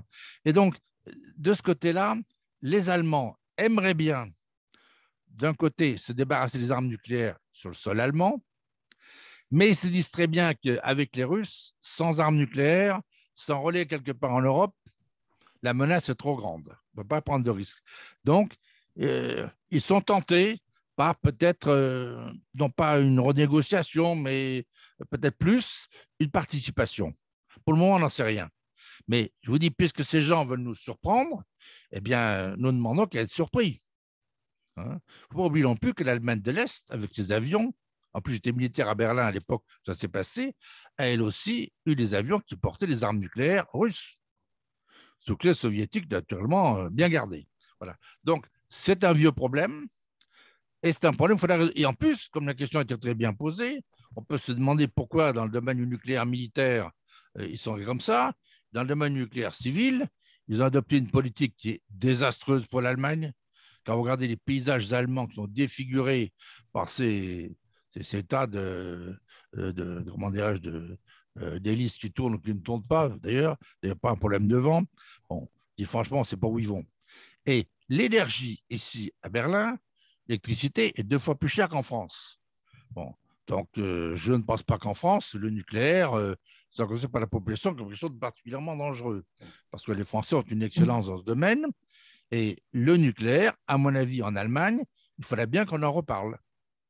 Serait-ce pour assurer l'énergie allemande. Ou alors, ça sera la dépendance avec l'Union soviétique ou la Russie actuellement, qui continue. Et d'ailleurs, vous remarquez que sous l'impulsion de Mme Baerbock et des Verts allemands, on a bloqué jusqu'à mai prochain, techniquement, le fonctionnement du nouveau pipeline entre la Russie et l'Allemagne, qui est fait, qui pourrait marcher, il est bloqué. Et les déclarations des Verts allemands sur Moscou sont pas mal. Hein. Avec les Chinois, c'est pas mieux non plus. Dire. Hier encore, on a pu le voir. Donc, pour répondre à votre question, il peut se passer des choses. On ne sait pas quand. Mais on aura une indication très rapidement avec le type d'avion que les Allemands vont acheter. Et ils vont le faire très vite. Et là, on se pose la question, puisqu'ils ont 4 milliards d'euros en RAB cette année, peut-être que cet argent servira à acheter ces avions. Vous voyez. Mais bon, le budget de la défense est appelé à augmenter et je pense qu'on peut s'orienter vers des changements dans ce domaine. Je ne vais pas en dire plus parce que je crois que personne ne le sait. Merci, M. Dumont. Parfait. Super intéressant. Merci. Merci, effectivement, Joël François. Et, Bruno, vous souhaitez poser vos questions Oui, volontiers. Donc, vous y avez déjà partiellement répondu, mais en fait, ma question couvrait 2 aspects et portait plutôt sur le nucléaire civil. Donc, on a vu, d'une part, la première question, c'est sur la façon de décider d'Angela Merkel, parce qu'on a bien vu que sa décision avait été prise de façon très brutale après l'accident de Fukushima, et avant même d'attendre que des études, en fait, tirent des enseignements de cet accident de Fukushima. Et deuxièmement, cet abandon du nucléaire, en fait, conduit à ce que l'Allemagne, avec du renouvelable et puis en plus la sortie annoncée du charbon, deviendra de plus en plus dépendante du gaz et du gaz russe. Alors, qu'est-ce que cette dépendance envers le gaz russe peut avoir comme conséquence vis-à-vis de l'Alliance Atlantique et de l'OTAN? C'est un vrai problème, mais il faut quand même revenir à la raison pour laquelle Mme Merkel a pris cette décision tout à fait inattendue, pour nous du moins. Elle l'a prise parce qu'à l'époque, la grande coalition CDU-SPD c'est déjà, ça battait de l'aile. Ça battait de l'aile tellement qu'il fallait trouver une solution de rechange. Et, je ne sais pas si vous vous souvenez, moi qui ai suivi les séminaires allemands pendant 37 ans, pratiquement une fois par mois, 10 mois par an, en Bavière. Donc, chaque fois, je prenais la route pour aller, parce qu'il fallait que j'ai une voiture là-bas. Je passais après Strasbourg du côté de Stuttgart. Mon Dieu, c'était 2 à 3 heures. On refaisait l'autoroute. Un nouvel aéroport à Stuttgart était gigantesque. Ça a été un tel, pas du bordel, mais presque, que pendant 10 ans, les gens de la CDU là-bas ont explosé. Et ce sont les gens de la CDU du Bade-Württemberg, la région la plus riche d'Allemagne, qui ont créé les Verts du Bade-Württemberg, qui sont à la présidence de l'État aujourd'hui. Donc, les Verts du Bade-Württemberg, ce n'étaient pas les Verts qu'on avait à Berlin, avec des compagnies qui, eux, ressemblaient beaucoup à ceux que nous avons à Marseille, pas à Marseille, mais vous voyez, dans l'Isère, à Lyon ou à Bordeaux. Donc, les Verts en question étaient des pragmatiques. Et puis, il y en a eu dans le Nord aussi, à côté de Kiel, des Verts aussi, qui venaient aussi de la CDU, et qui s'était dit qu'il était temps qu'on arrive à des choses sérieuses. Bon, donc ces Verts ont réussi à Kiel, ils ont réussi en Bade-Württemberg. À Berlin, ils ont lamentablement échoué, mais c'est pas grave, on les a gardés parce qu'il fallait essayer de trouver le nombre de gens pour faire partie d'une coalition locale avec les Rouges et le SPD, les communistes et le SPD. Mais donc, les Verts allemands étaient devenus, pour Mme Merkel, ces nouveaux Verts, cette force qui allait politiquement remplacer le SPD. À l'époque, on voyait le nouveau vert allemand comme, disons, l'élément après le FDP qui permettrait une coalition CDU, CSU, FDP et Verts. Mais c'est Verts-là, je ne parle pas de ceux de Berlin. Bon. Et donc, du coup, ça ne s'est pas fait. Mais c'était pour ça que Mme Merkel avait donné un gage et qu'elle a décidé comme ça de supprimer le nucléaire. Voilà. C'est un coup de folie, mais bon, vous savez, des gens rationnels peuvent parfois prendre des décisions qui les dépassent. Puis aussi, autre chose, c'est arrivé 2 fois. Un ministre allemand, quand il parle, sa parole est encadrée. Il a son cabinet, tout est vérifié, tout est... Et même, il demande à d'autres s'il doit parler de choses qui dépassent légèrement de ses limites. Et puis aussi avec la chancellerie. Autrement dit, toute déclaration est encadrée. Et donc, Mme Merkel a fait 2 exceptions. Ça a été celle-là, et l'autre sur le, comment dirais-je, en 2015, sur l'ouverture des frontières. Et là, on ne sait pas ce qu'il lui a pris. Il faut dire qu'elle était avec un président de la République française ce jour-là, et qu'elle a voulu montrer qu'elle aussi, elle pouvait déclarer quelque chose à la presse directement. Et quand elle est rentrée à Berlin, mais les gens étaient catastrophés. Elle avait lancé quelque chose sans en parler, sans en référer au préalable aux ministres concernés, notamment au ministre de l'Intérieur fédéral. Et ça, pour les Allemands, c'était quelque chose de grave. Mais en France, personne n'a compris ça, parce qu'en France, le président décide, le Premier ministre apprend souvent par la presse que le président va décider, ou il a décidé qu'il décide à sa place. Bon, en Allemagne, ça ne marche pas comme ça. Et donc, si vous voulez, cette affaire pour le nucléaire a été engagée sur un pari qui était bidon, mais à l'époque, on pensait que ce serait la solution, et c'était un moyen de prévoir l'avenir. Parce que Mme Merkel était une très fine politique, elle a vite compris comment ça fonctionnait. Je dis, quand je parlais d'une tueuse, un tueur, toutes les têtes qui dépassaient, tous les candidats intéressants à la CDU, ils ont disparu. Et avec elle, ils ont tous disparu. Et mieux, elle a même été plus loin. Les gens qu'elle a promus souvent, j'en prendrai un exemple, Mme von der Leyen, étaient des gens mauvais. Von der Leyen était une bonne ministre de la Famille en Allemagne, elle était dans les 18 ministres qu'on a avec le Nouvel depuis 1955, la pire. Et à Bruxelles, alors que personne ne voulait de CDU, c'est la France qui a imposé Mme von der Leyen. Je pense que ça n'a pas amélioré les relations entre le groupe PPE avec la République En Marche, hein, parce que là, il y a des choses qui ne sont pas réglées, d'autant que là-bas, il n'y a pas eu d'élection. Et donc, ceux qui étaient au pouvoir, c'est la CDU, CSU. Voilà, donc on verra. Mais pour le moment, je vous dis, pour le nucléaire, je pense qu'il faudra qu'on revienne ici sur des choses sérieuses. Quand, qui va le faire, on n'en sait rien. Il faut attendre un peu. Si. Bruno, puisqu'il a été question de la personnalité d'Angela Merkel, est-ce que vous voudriez poser votre deuxième question au sujet du livre? Oui, alors en fait, il y a un livre qui est sorti en Allemagne il y a quelques années qui s'appelle Die Getriebenen et qui expose en fait comment certaines décisions d'Angela Merkel ont été prises, notamment celle de la crise des migrants, où effectivement, comme vous le dites, la décision qu'elle a prise a été faite sans concertation aucune avec ses partenaires. Ce qui est grave ici. Hein. Et ensuite, elle a passé son temps à essayer de corriger le mouvement qu'elle avait enclenché en négociant à la va-vite un accord avec Erdogan en Turquie, de façon à ce que celui-ci, finalement, gère les migrants en Turquie comme ça avait été fait en Libye précédemment. Oui, oui, oui. Voilà. Donc, bon, ce livre, en fait, est très, très intéressant. Et en fait, ma question, c'est de savoir s'il avait été traduit en français, parce que je pense qu'en France, on n'a pas du tout cette vision de ce qu'ont été les décisions de Merkel, en particulier sur cette question-là. Et je vous dis, ce qui est sidérant, j'ai un ami qui a été conseiller de 5 chanceliers d'Allemagne. Il n'avait jamais de contact avec l'ambassade de France. Ça n'intéressait personne. Je vous dis, ici, il y a une femme qui a eu un prix Nobel de chimie. Les Français ne s'intéressent pas à elle du tout. Une femme adorable et qui fait partie de la commission des sciences.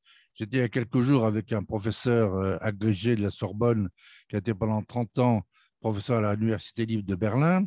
C'est un des plus grands historiens contemporains. Bon, ces gens-là ne sont jamais consultés. Hein. Et donc, je dis, c'est dommage parce que les Français, les Allemands, de Gaulle disant en 1924, sont parfaitement complémentaires. Mais il y a des choses qui ne passent pas ici. Notamment, il y en a une, c'est le système D.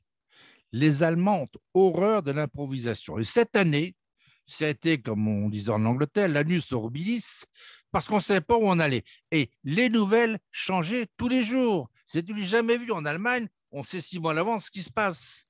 Quand vous dites en allemand, planen, ça c'est important. C'est une des différences majeures qu'il y a entre nos deux pays. Les Allemands, ils sont dans le temps long. Les politiques français, ils sont dans le temps court.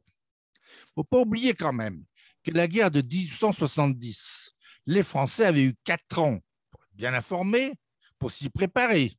Ils ne l'ont pas fait. Bon.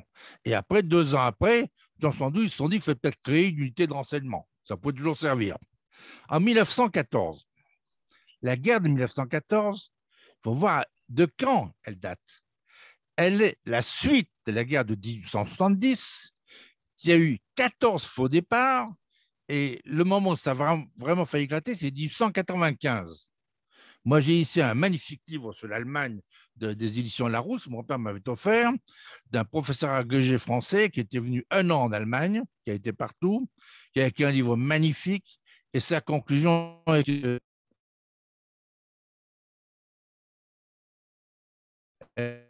inévitable, et les Français ne la voient pas venir. 1905. Bon. Après, on a 40. La 40, pas la peine d'assister.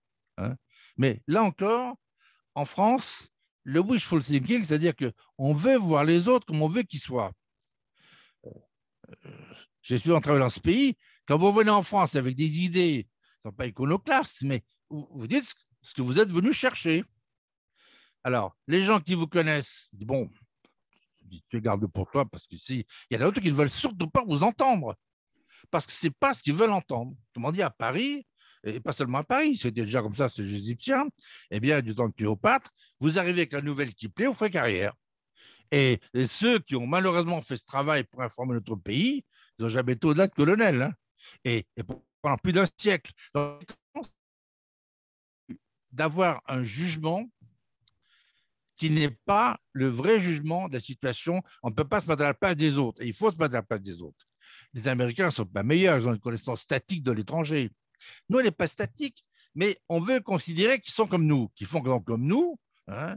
On imagine, par exemple, on veut vendre du matériel de guerre à l'Allemagne. Bon, ben, c'est simple, ça se passe comme chez nous. Ben non. Non, le processus d'acquisition d'armement en Allemagne, il est différent. Il y a un responsable, c'est la commission de la défense, il y a 3 phases. Une phase technique, une phase politique, deuxième phase technique, deuxième phase politique, troisième phase, troisième phase. Un jour, j'étais chez Thales, et on me disait, on est en train de vendre le pod aux Allemands. Ah bon? Il dit, mais qui vous a dit ça? Attends. On a les experts, on paye des gens, on sait, on va vendre le pod aux Allemands. On fait un pari, vous ne vendrez jamais le pod aux Allemands. Mais tu rigoles, il est passé, il a subi avec succès la première étape, oui, la deuxième étape, oui, mais la troisième, il ne la subira pas. 6 mois après, paf, ils prennent une claque. On m'appelle, oui, tu es un salopard, tu ne les as pas dit, pourquoi tu le savais? Ben, je vous ai dit, ça ne marchera pas parce que la décision était politique. Ça a beau être une arme qui techniquement fonctionne très bien, si politiquement ils n'en veulent pas, ils laissent marcher. Au bon moment, ils disent non. Voilà. Donc, ne pas jouer avec le Parlement quand c'est le Parlement qui décide, ben, tôt ou tard, le Parlement, il vous le fait savoir. Et c'était une époque, je me souviens de l'entretien qu'on avait pu avoir avec 3 généraux dans le bureau de notre ambassadeur de France, qui n'était pas un rigolo à Bonn. Hein. Il était secrétaire du Quai d'Orsay, c'est un homme de Mitterrand de très haut niveau. Et il me dit, mais alors, je ne comprends pas, vous avez rencontré le docteur Roseux hier, mais ça fait de France. Alors, j'ai ramé un mail, il dit, ben oui, Jean-François Dumont l'a appelé il y a 2 jours, il m'a dit qu'on venait à Bonn, parce qu'on avait une chance de le voir. Et on peut dîner ensemble, de m'asseoir. C'est pour ça qu'on a dîné avec lui. Ah bon? Bon. Et un autre exemple. Un jour, j'étais en Californie avec Gérald Mermet, j'étais en mission en Californie, et j'ai dit, tiens, c'est un sujet qu'on devrait aborder, par exemple, à la Maison-Blanche, ce qui nous intéressait à l'époque, avec le conseiller de la Sécurité nationale. Il va laisser faire l'ambassade. L'ambassade, peut-être qu'ils n'ont pas le contact. Ah, tu rigoles, non? Ben non. Et à l'époque, j'ai appelé un jeune homme que j'avais connu à Paris, un vrai Parisien, vous voyez, qui à l'époque était conseiller de la Sécurité nationale adjoint et responsable de l'Europe. Donc je l'appelle et il me dit, je suis quand on va chez eux, je dis de m'asseoir. Il dit, ben, je suis libre de m'asseoir, on peut se voir de m'asseoir. On est allé à la Maison-Blanche, il nous a reçus. Que vois-je le même diplôme que chez moi des forces spéciales à Berlin, quand j'étais interprète d'allemand dans l'armée britannique ici. Et là, ça crée des liens. Et il arrive, alors je vois le François, comment ça va, je pense Gérald Mermet, etc. Donc on lui dit ce qu'on a à lui dire, il dit, ben, c'est d'accord. C'est une décision qui pour nous était considérable à l'époque, considérable. Le lendemain matin, le général qui était là-bas, un aviateur, donc, et l'ambassadeur nous reçoivent. On dit, vous l'avez rencontré? Mais vous avez fait comment? Ben, on lui a téléphoné, on lui dit demain est à Washington, est-ce qu'on peut se voir? Il dit, ben oui, j'ai un trou à 5 heures, venez me voir à la Maison-Blanche. Et il vous a dit ça. Ben moi, ça fait 1 an que je n'arrive pas à le voir. Bon, ce monsieur, aujourd'hui, vous voyez qui c'est? C'est l'actuel ministre des Affaires étrangères américain. Donc, je veux dire par là que les Français, parfois, ne connaissent pas les gens. Demandez aux généraux allemands qui ont été invités un 14 juillet à l'ambassade de France, vous n'allez pas en compter beaucoup sur le doigt de la main. Vous voyez? Donc, de temps en temps, il faut les privilégier pour nous. Et puis, autre chose, il y a des régions, il y a des choses où on pourrait profiter du système allemand, à condition de le connaître. Parce que le système allemand, quand on sait, quand on le connaît, il peut être très utile, il peut être très profitable, mais ça veut dire un investissement. Et ça veut dire aussi que l'on mette des Français en Allemagne dans la durée. Quelqu'un qui vient pendant 2 ans à Berlin comme diplomate, ça n'intéresse personne ici. Regardez, Yvan Chazelviel, il a passé 7 ans à Berlin. 7 ans. Ben, je peux vous dire que pour les deux Allemands, pendant encore 5 ans, le douanier, ce sera Yvan Chazelviel. Parce que lui, c'était la France. Il était toujours là. Il était toujours joignable. Il connaissait le sujet, il connaissait le dossier. Et lui, il connaissait tout le monde. Et comme en plus, il était responsable de l'Europe du Nord, pour vous dire qu'aujourd'hui, on n'arrive pas à comprendre comment un homme pareil n'est plus l'interlocuteur des Tchèques, n'est plus l'interlocuteur des Polonais, n'est plus l'interlocuteur des Allemands, etc. Des choses qu'ils ne comprennent pas. Ça ne veut pas dire qu'il ne faut pas faire tourner les gens chez nous. Mais dire par là, il faut savoir s'inscrire dans la durée. Il faut que nous ayons le temps long. Il n'y a que les militaires en France qui ont le temps long. Les politiques s'en foutent, mais complètement. Nous avons perdu 3 guerres. Gérald Mermet l'a rappelé récemment. Nous avons célébré le serment de bonne rencontre. Personne ne sait ce que c'est. C'était le 14 juin 1940. Les services de renseignement français militaires à l'époque se disent que l'armistice va être signé et que la première chose qu'ont fait les Allemands, c'est de supprimer les services de renseignement. Donc, on a évacué toutes les archives dans le sud de la France, dans un premier temps. Et puis, comme Bordeaux n'était pas très sûr, parce qu'on pensait qu'il y avait des écoutes et des oreilles qui traînaient, ils se sont mis à côté de Belançon, de trouver un séminaire près d'Agen. Et là, ils ont fait le serment de continuer la guerre jusqu'à la libération du territoire. Et puis, ils se sont retrouvés le 25, ensemble. Là, ils ont dit, il y a quelqu'un qui a parlé à Londres là, le 18 pour dire que ça nous arrange. Alors, qu'est-ce qu'on fait? On ne sait pas encore. Soit ça sera, disons, la clandestinité en France, on ne sait pas quelle sera la zone libre, la zone occupée, soit ça sera l'Angleterre, soit on ira en Algérie. On ne savait pas. Mais les gens se sont battus. Il y en a eu d'autres comme ça. Mais je dis par là que c'est quand même quelque chose d'extraordinaire. D'ailleurs, les gens dont je parle, qui avaient recruté en 1939 Joséphine Becker. Je le précise au passage parce que c'est une grande dame qui a fait beaucoup de choses. C'est dommage qu'on ne l'ait pas dit un peu plus à cette occasion quand on a rendu l'hommage national qu'on lui a rendu. Justement, vous parliez d'Yvan qui est là, je crois, ce soir, enfin même j'en suis sûr, et qui aurait une question d'ouverture à vous poser. Yvan, est-ce que tu veux poser ta question à Joël François? Bien. En tout cas, Yvan, vous la posez en disant qu'effectivement, il y a dans la relation franco-allemande beaucoup de malentendus, notamment sur les mots comme culture et nation, par exemple, qui n'ont pas le même sens et les mêmes contenus des deux côtés du Rhin. Et sa question, c'était, de votre point de vue d'expert, à quand remontent ces divergences? Est-ce qu'il faut remonter aux guerres napoléoniennes, à la reine Louise ou à la grande nation? Les trois vont ensemble. Hein. Bon. Donc, je dirais deux choses. D'abord, le mot de culture en Allemagne, le Kulturkampf, ça ne se traduit pas par culture en français. Donc, la langue allemande est une langue difficile. Je ne parle pas du polonais qui est 10 fois plus difficile, ce qui n'est pas peu dire, ou du russe, qui est moins difficile que le polonais. Mais l'allemand est une langue suffisamment difficile. Il y a, je crois, en français, à peu près 85 000 mots dans la langue française. Même si ceci s'enrichit chaque jour de formules que je ne connais pas forcément. Bon. Mais, quand la France a 100 000 mots, les Allemands en ont 400 000. Vous voyez ? Et les Anglais en ont près de 350 000, parce que vous avez l'anglais américain, vous avez la première langue anglaise, qui est, quand vous prenez un livre de philosophie en anglais, vous n'avez jamais appris le moindre mot d'anglais à l'école.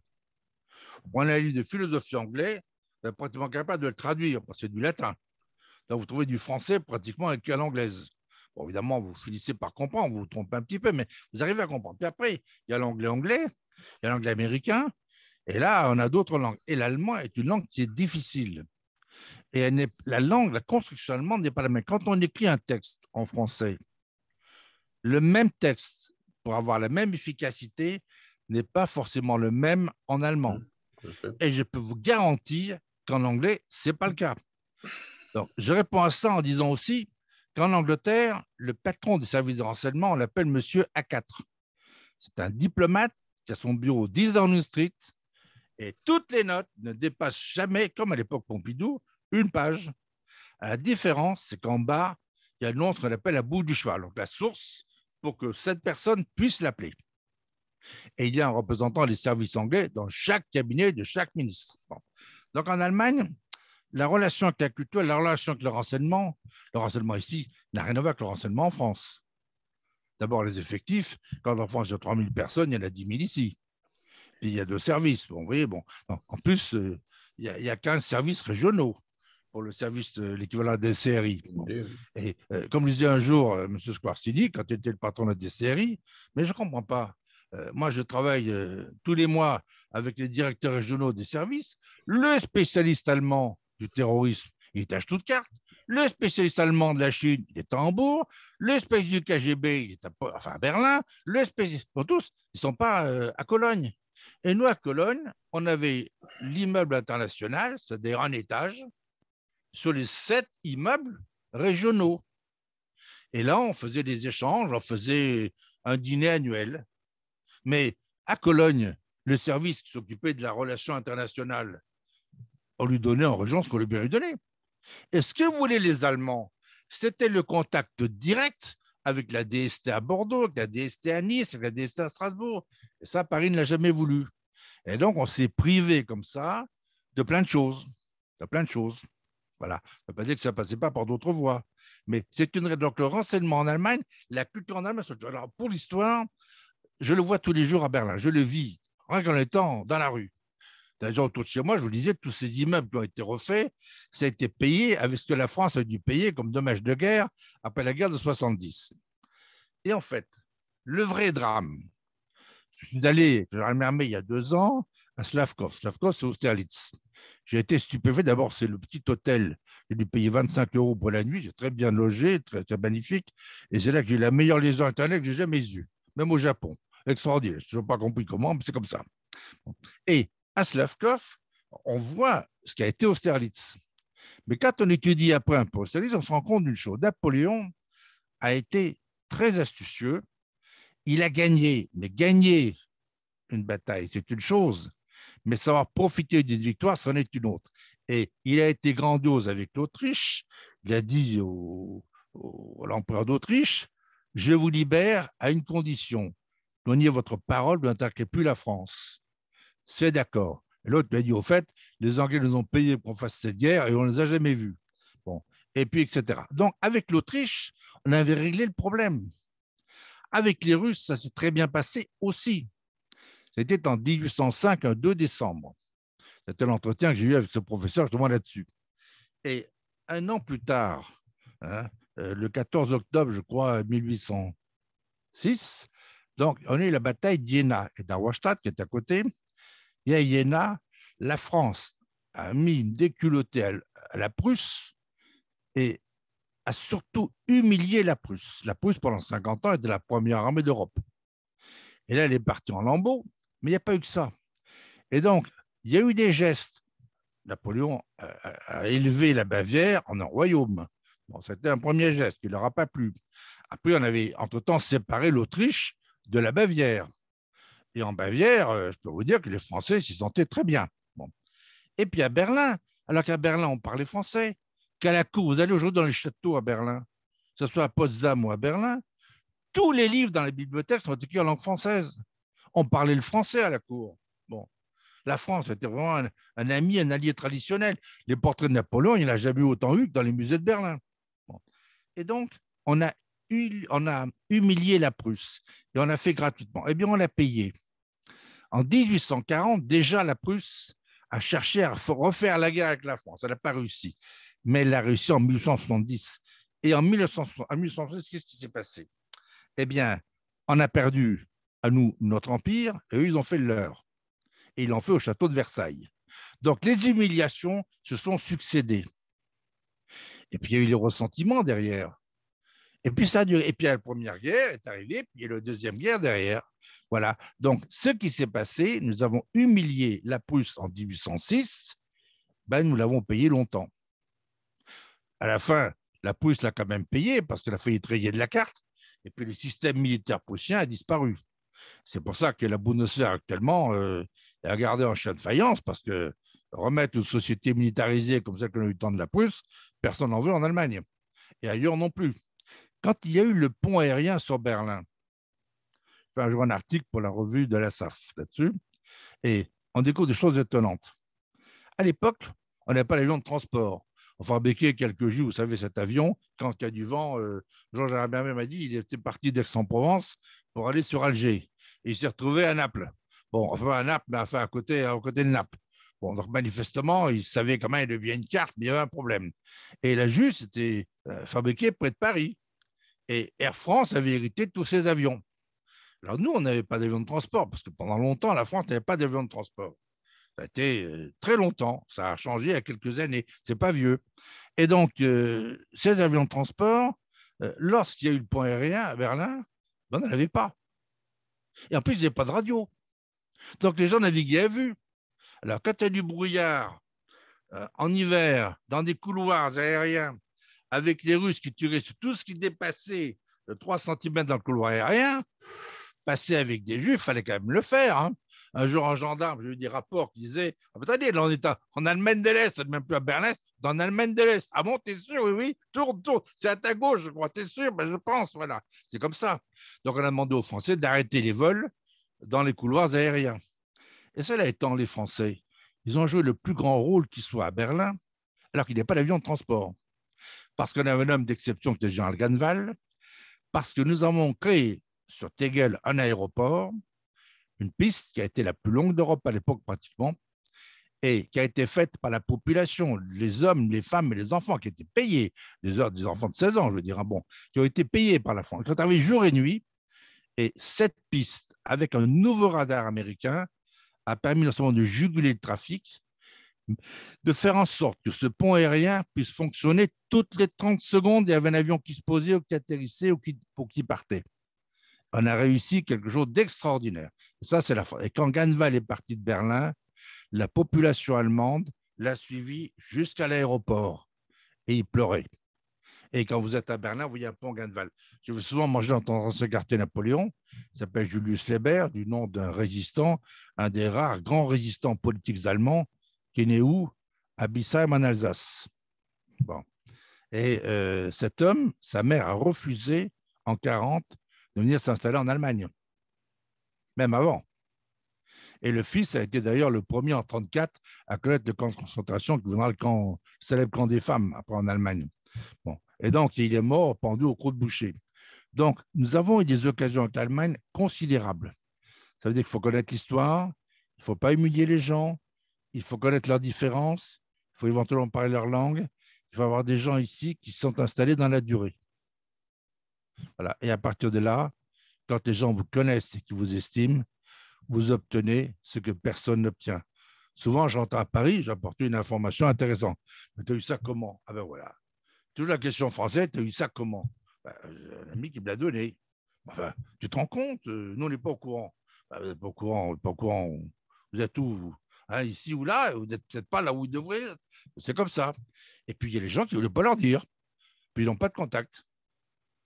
C'est d'ailleurs une notion qu'on connaît bien en Suisse, ça s'appelle les bureaux. Alors, il n'y a pas de bureau du monde, il y a par exemple un bureau welfare où quelqu'un qui est dans les services a été finalement sorti du service pour établir lui-même une sorte de service qui rayonnait de lui-même. Et ces gens étaient très autonomes, mais en même temps très organisés. Les Allemands ont développé ce système-là aussi pendant longtemps. Il faut oublier que la première relation après-guerre entre la France, les services français et le BND, elle a mis 5 ans pour être établie. 5 ans. C'est-à-dire que les Américains, à l'époque, ne permettaient pas qu'on touche au Kisby. Hein. Et on l'a vu pour le traité franco-allemand, quand on a mis une petite introduction dans le projet. Voilà. C'est pour ça qu'Adenauer, qui n'avait aucune confiance dans son corps diplomatique, parce qu'il était gangrené par les Américains, et la défense, ce n'était pas mieux, donc avait mis ce colonel à Paris pour voir De Gaulle sans témoin, pour venir le voir sans témoin. Et ça a fonctionné pendant 5 ans. J'ai travaillé avec cet homme qui était un grand monsieur, et je peux vous dire qu'il s'est passé beaucoup de choses comme ça. Voilà. Donc, j'ai eu la chance, tout à l'heure, on ne l'a pas dit pour me présenter, j'étais diplomate, jeune diplomate à Québec. Bon, je parlais très bien l'anglais aussi. Bon. Et puis voilà que le général de Gaulle voulut échanger les journalistes avec l'Allemagne. Donc, il appelle Gilbert Perrol, qui était mon patron au Quai d'Orsay, et il dit, bon, monsieur Perrol, je veux que vous m'échangiez les journalistes français avec les journalistes allemands. Bien, mon général, parti dans son bureau. Et puis 3 mois après, j'ai dit, alors, Perrol, on a échangé comme un journaliste français avec l'Allemagne. Mon général, je ne sais pas, je m'enseignais. Dans son bureau, il appelle le Quai d'Orsay, il dit, alors, oh, ben ça, alors, bon, on a autre chose à foutre. Vous voulez qu'on les trouve où, les journalistes? Ben, je ne sais pas, mais qu'est-ce que je lui dis? Ben, vous dites ce que vous voulez. Alors, le général, il n'y en a pas. Il a piqué une colère, je peux vous dire que là. Alors, qu'est-ce qu'on a fait à l'époque? On a envoyé un téléx à l'époque dans toutes nos ambassades. Et à l'époque, dans le téléx, il y avait marqué de signaler l'attention du Quai d'Orsay de toute urgence, toute personne jeune qui s'intéresse au secteur de la presse et qui parle allemand. Et moi, je fais la revue de presse à Québec. Bon, voilà. Le consul général m'appelle, il dit, bon, monsieur Dumont, j'ai une bonne nouvelle et une mauvaise nouvelle. La mauvaise nouvelle, c'est quoi? Je lui dis, ben la semaine prochaine, vous nous quittez. Ah bon, pourquoi j'ai démérité? Non, non, pas du tout. La bonne nouvelle, c'est que vous allez à Paris. Ah, je vais à Paris, je vais faire quoi à Paris? En fait, vous ne restez pas à Paris, dès que vous arrivez, vous partez le lendemain pour l'Allemagne. En Allemagne? C'est pour une mission? Non, non, vous allez vous installer en Allemagne. Ah bon? Et faire quoi? Ben, comme journaliste. Je ne suis pas journaliste. Personne n'est parfait. Ah ben, une semaine après, j'étais devant le directeur général de l'ORTF qui me reçoit. Alors, c'est vous qui partez demain en Allemagne. Écoutez, enchanté. Voilà, ça se passera très bien. Je compte sur vous. L'ORTF compte sur vous, etc. Au revoir, monsieur. Je sors. Le lendemain, je retourne en Allemagne. Je le retrouve à la radio d'État à Cologne. Bon, ben, je connais personne, c'est pas grave, bon, on s'y fait. Il me dit voilà, ben, vous allez avoir le micro ici, vous allez, etc. Je n'avais jamais été dans un micro, jamais, pratiquement. J'étais invité souvent au Québec pour parler, mais pas autrement. Et donc, je me suis retrouvé journaliste.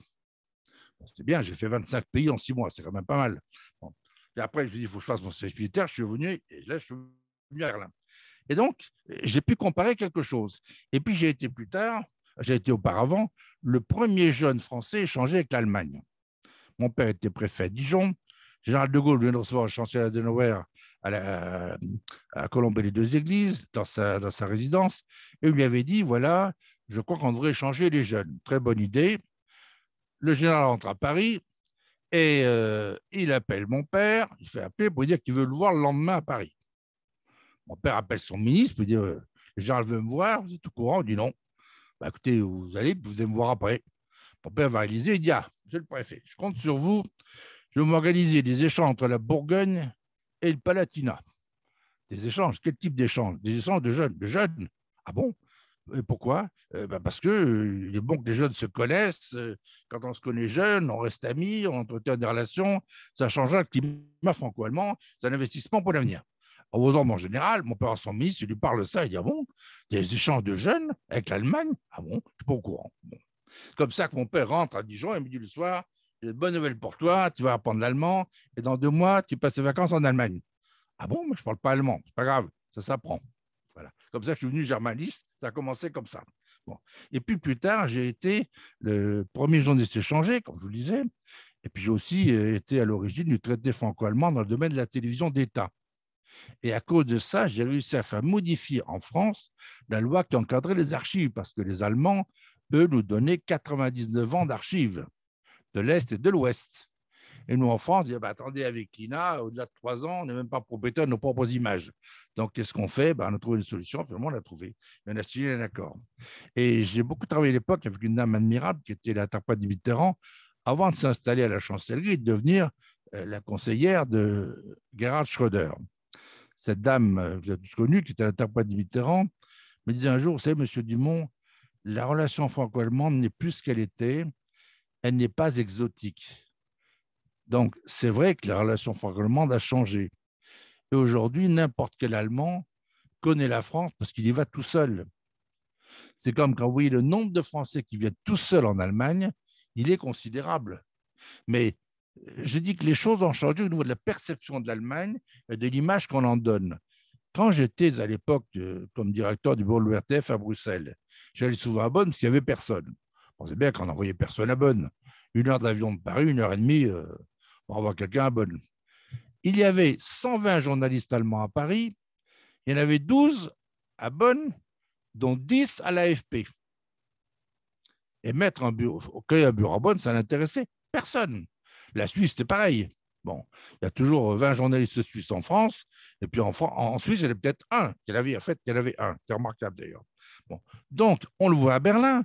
Il y a combien de journalistes à Berlin? Il y en a une vingtaine. Mais des gens qui vivent de leur métier à Berlin comme journalistes, il y en a combien? Ça n'est plus 20. Hein.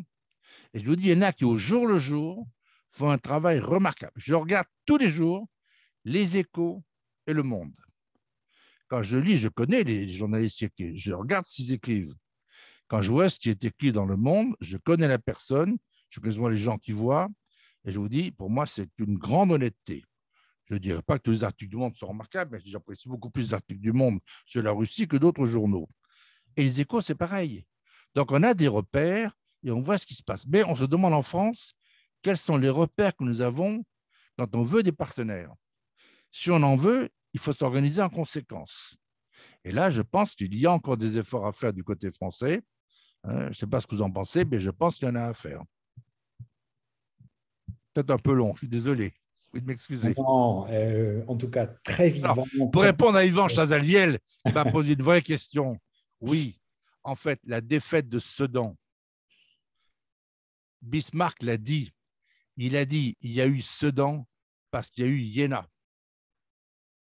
Et on a été humilié de nouveau en 40 à Sedan. Vous voyez? Donc, c'était une humiliation au retour en 1940.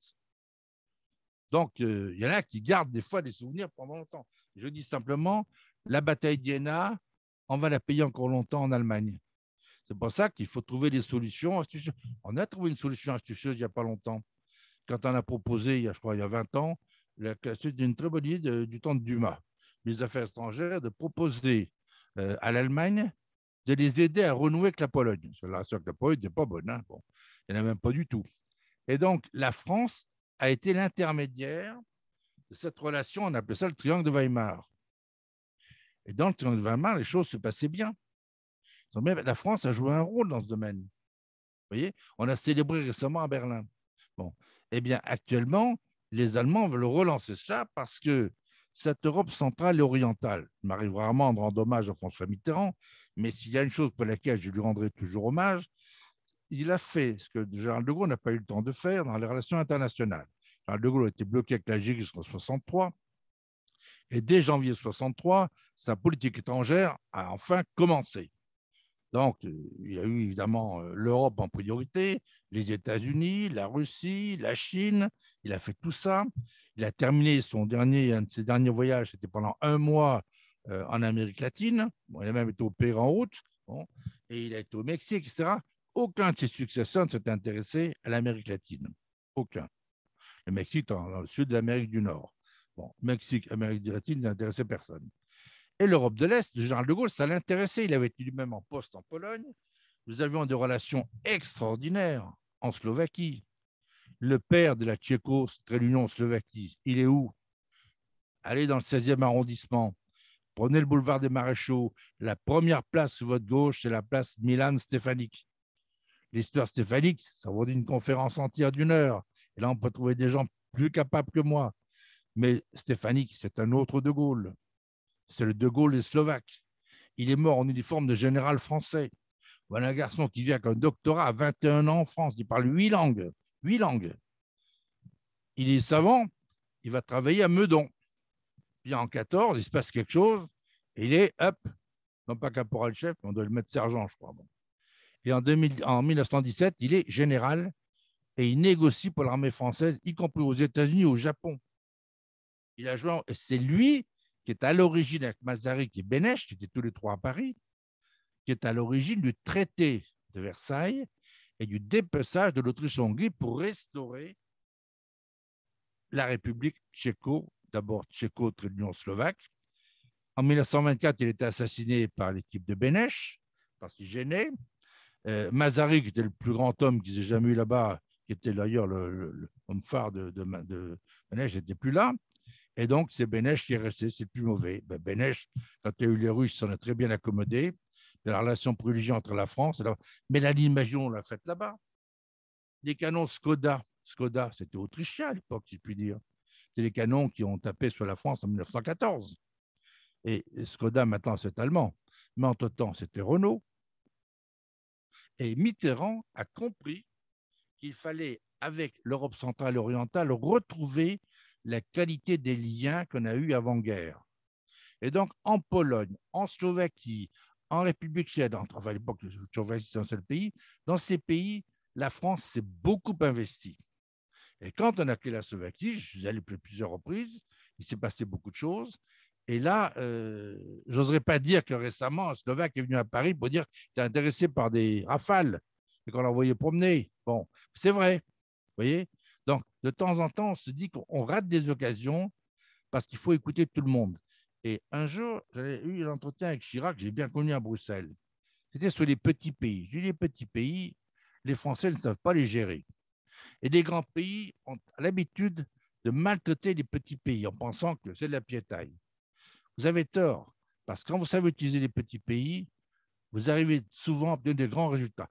Eh bien, c'est comme ça qu'un jour, en trois jours, on a lancé l'opération de la 400M à Bruxelles. Je me souviens, à la 400M à Bruxelles, j'ai parlé de ça, je travaillais à l'époque à François, il va se passer quelque chose à Bruxelles. La montagne va accoucher d'une souris, disait mon collègue de là-bas. Oui, il a accouché de la 400M. Et dans la foulée, une semaine après, il y a eu un sommet, On a validé non seulement la 400M, mais le système de mission exceptionnelle de l'armée de l'air. Ça veut dire quand même qu'on a une excellence qui a fini par passer. Et ça s'est passé parce que la Belgique et le Luxembourg, ce jour-là, avec Schröder, qui avait été maltraité par les autres, ils se sont dit à 4, on lance l'opération. Comme ça qu'a été lancée la 400M. Mais moi, j'attendais depuis 10 ans l'avion de transport le futur, l'ATF par-ci, le FT en anglais. J'attendais, comme d'autres, 10 ans. Puis il n'y avait toujours rien à venir. Puis un bout de dire, on y va, on le fait, on ne le fait pas. Ah bon, c'est pas encore, est-ce qu'il aura des turbines, est-ce qu'il aura des réacteurs, on ne sait pas encore. Ben, peut-être le savoir un jour. Puis un jour, on s'est lancé. Et c'est grâce aux petits pays qu'on a lancé cette opération. Donc, si on veut en Europe avoir des relations avec tout le monde, il ne faut pas négliger les petits pays. Et là, la France s'est coupée récemment, l'Allemagne également, pour les mêmes raisons, des pays baltes, de la Pologne et sans doute aussi de la Tchéquie et de la Slovaquie. J'ai été très agréablement étonné de voir que la Croatie s'intéresse au Rafale. Bon, elle a fait, c'était un choix tout à fait intelligent, c'est pas techniquement, parce que nous, on a une meilleure relation dans le temps avec la Serbie qu'avec la Croatie. Et je crois que c'est une très bonne chose, parce que quand on achète un avion, quand on achète un système, il y a plus qu'un achat. Bon. Et là, on se dit qu'on rate parfois des occasions parce qu'il y a du mépris ou de la méconnaissance. Et ça, bon, malheureusement, le Quai d'Orsay n'a plus l'argent pour avoir des représentations partout. On limite les budgets, on fait avec ce qu'on a. Il faut toujours faire plus avec moins. Arrive un moment, il y a des choses qu'on ne réussit pas. Mais la relation avec l'Allemagne pour la France est essentielle. D'ailleurs, on le voit en ce moment.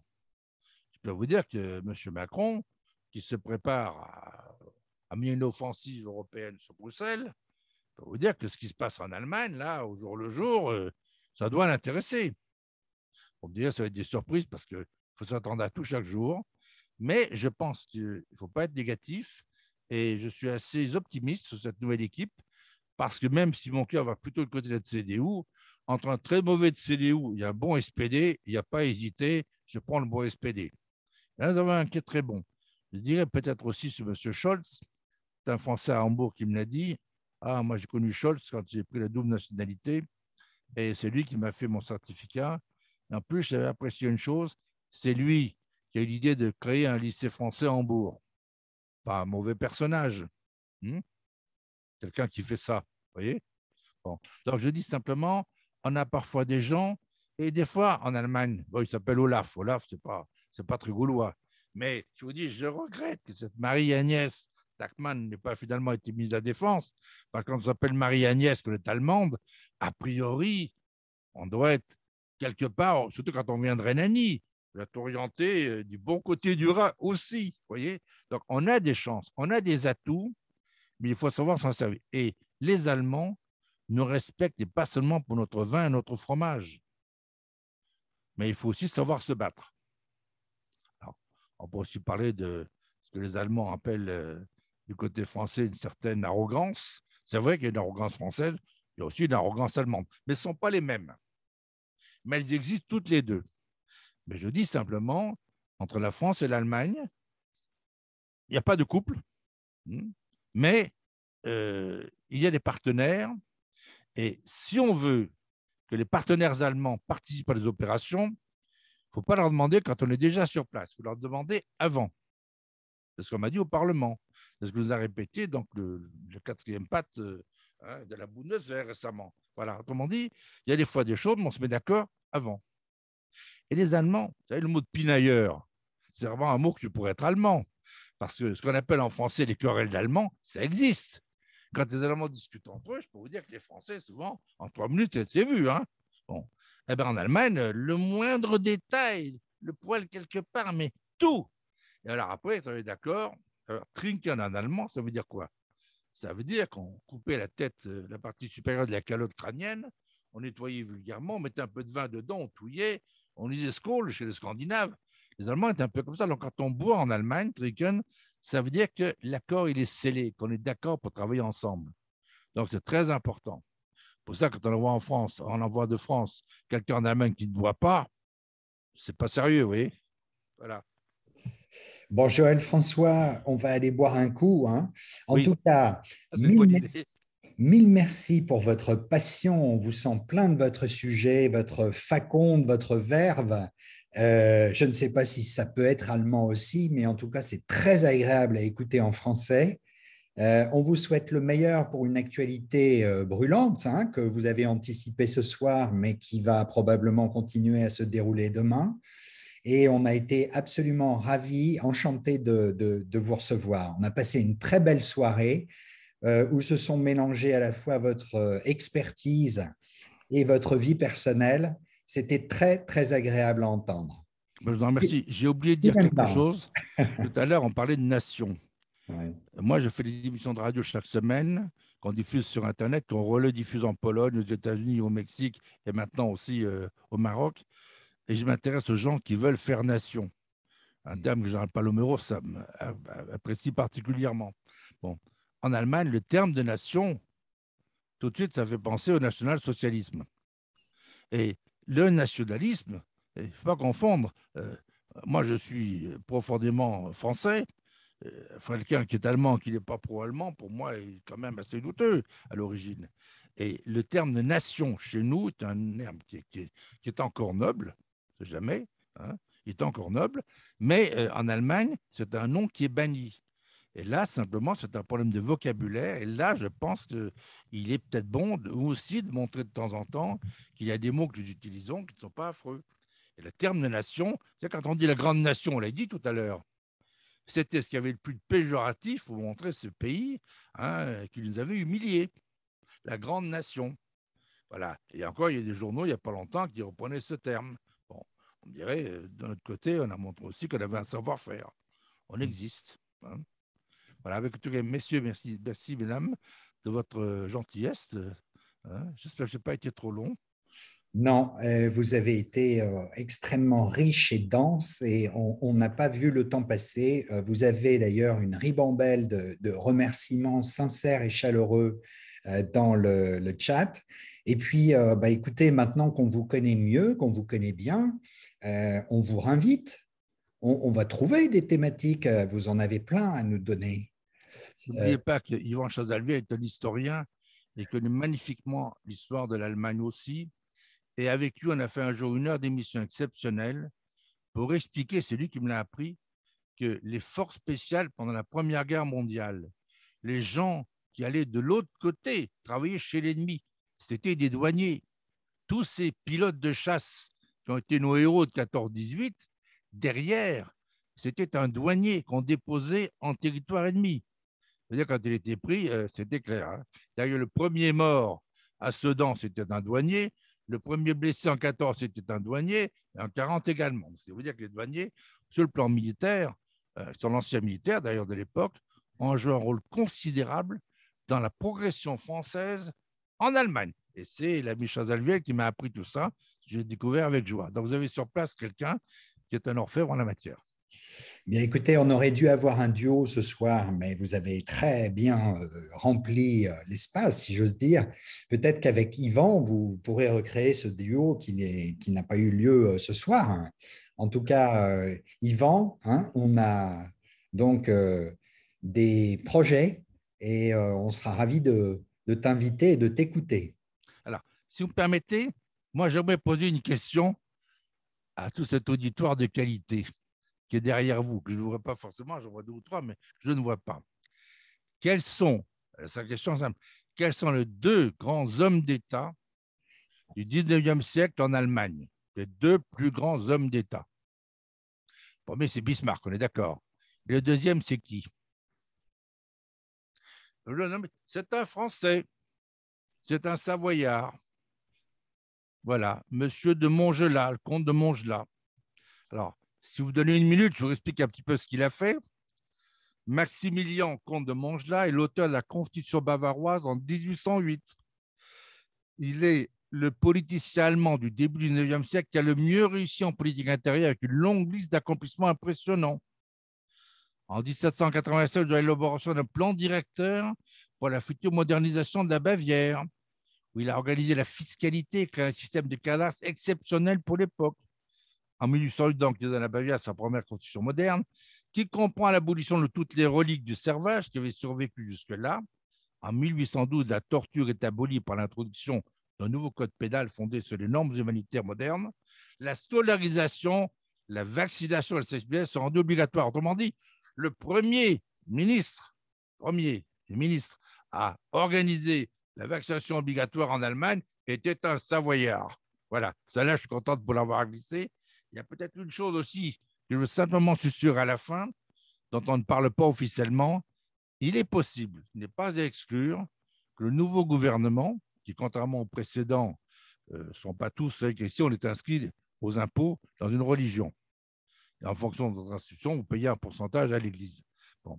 Et les actuels responsables, les nouveaux responsables, sont pratiquement tous sortis de la religion. Ce qui veut dire qu'une discussion du concordat entre le fédéral et les régions est quelque chose, je n'aurais jamais pensé, qui pourrait se produire. C'est bien qu'il pourrait se produire. J'ai entendu ça, je me dis, tiens, j'attends de voir.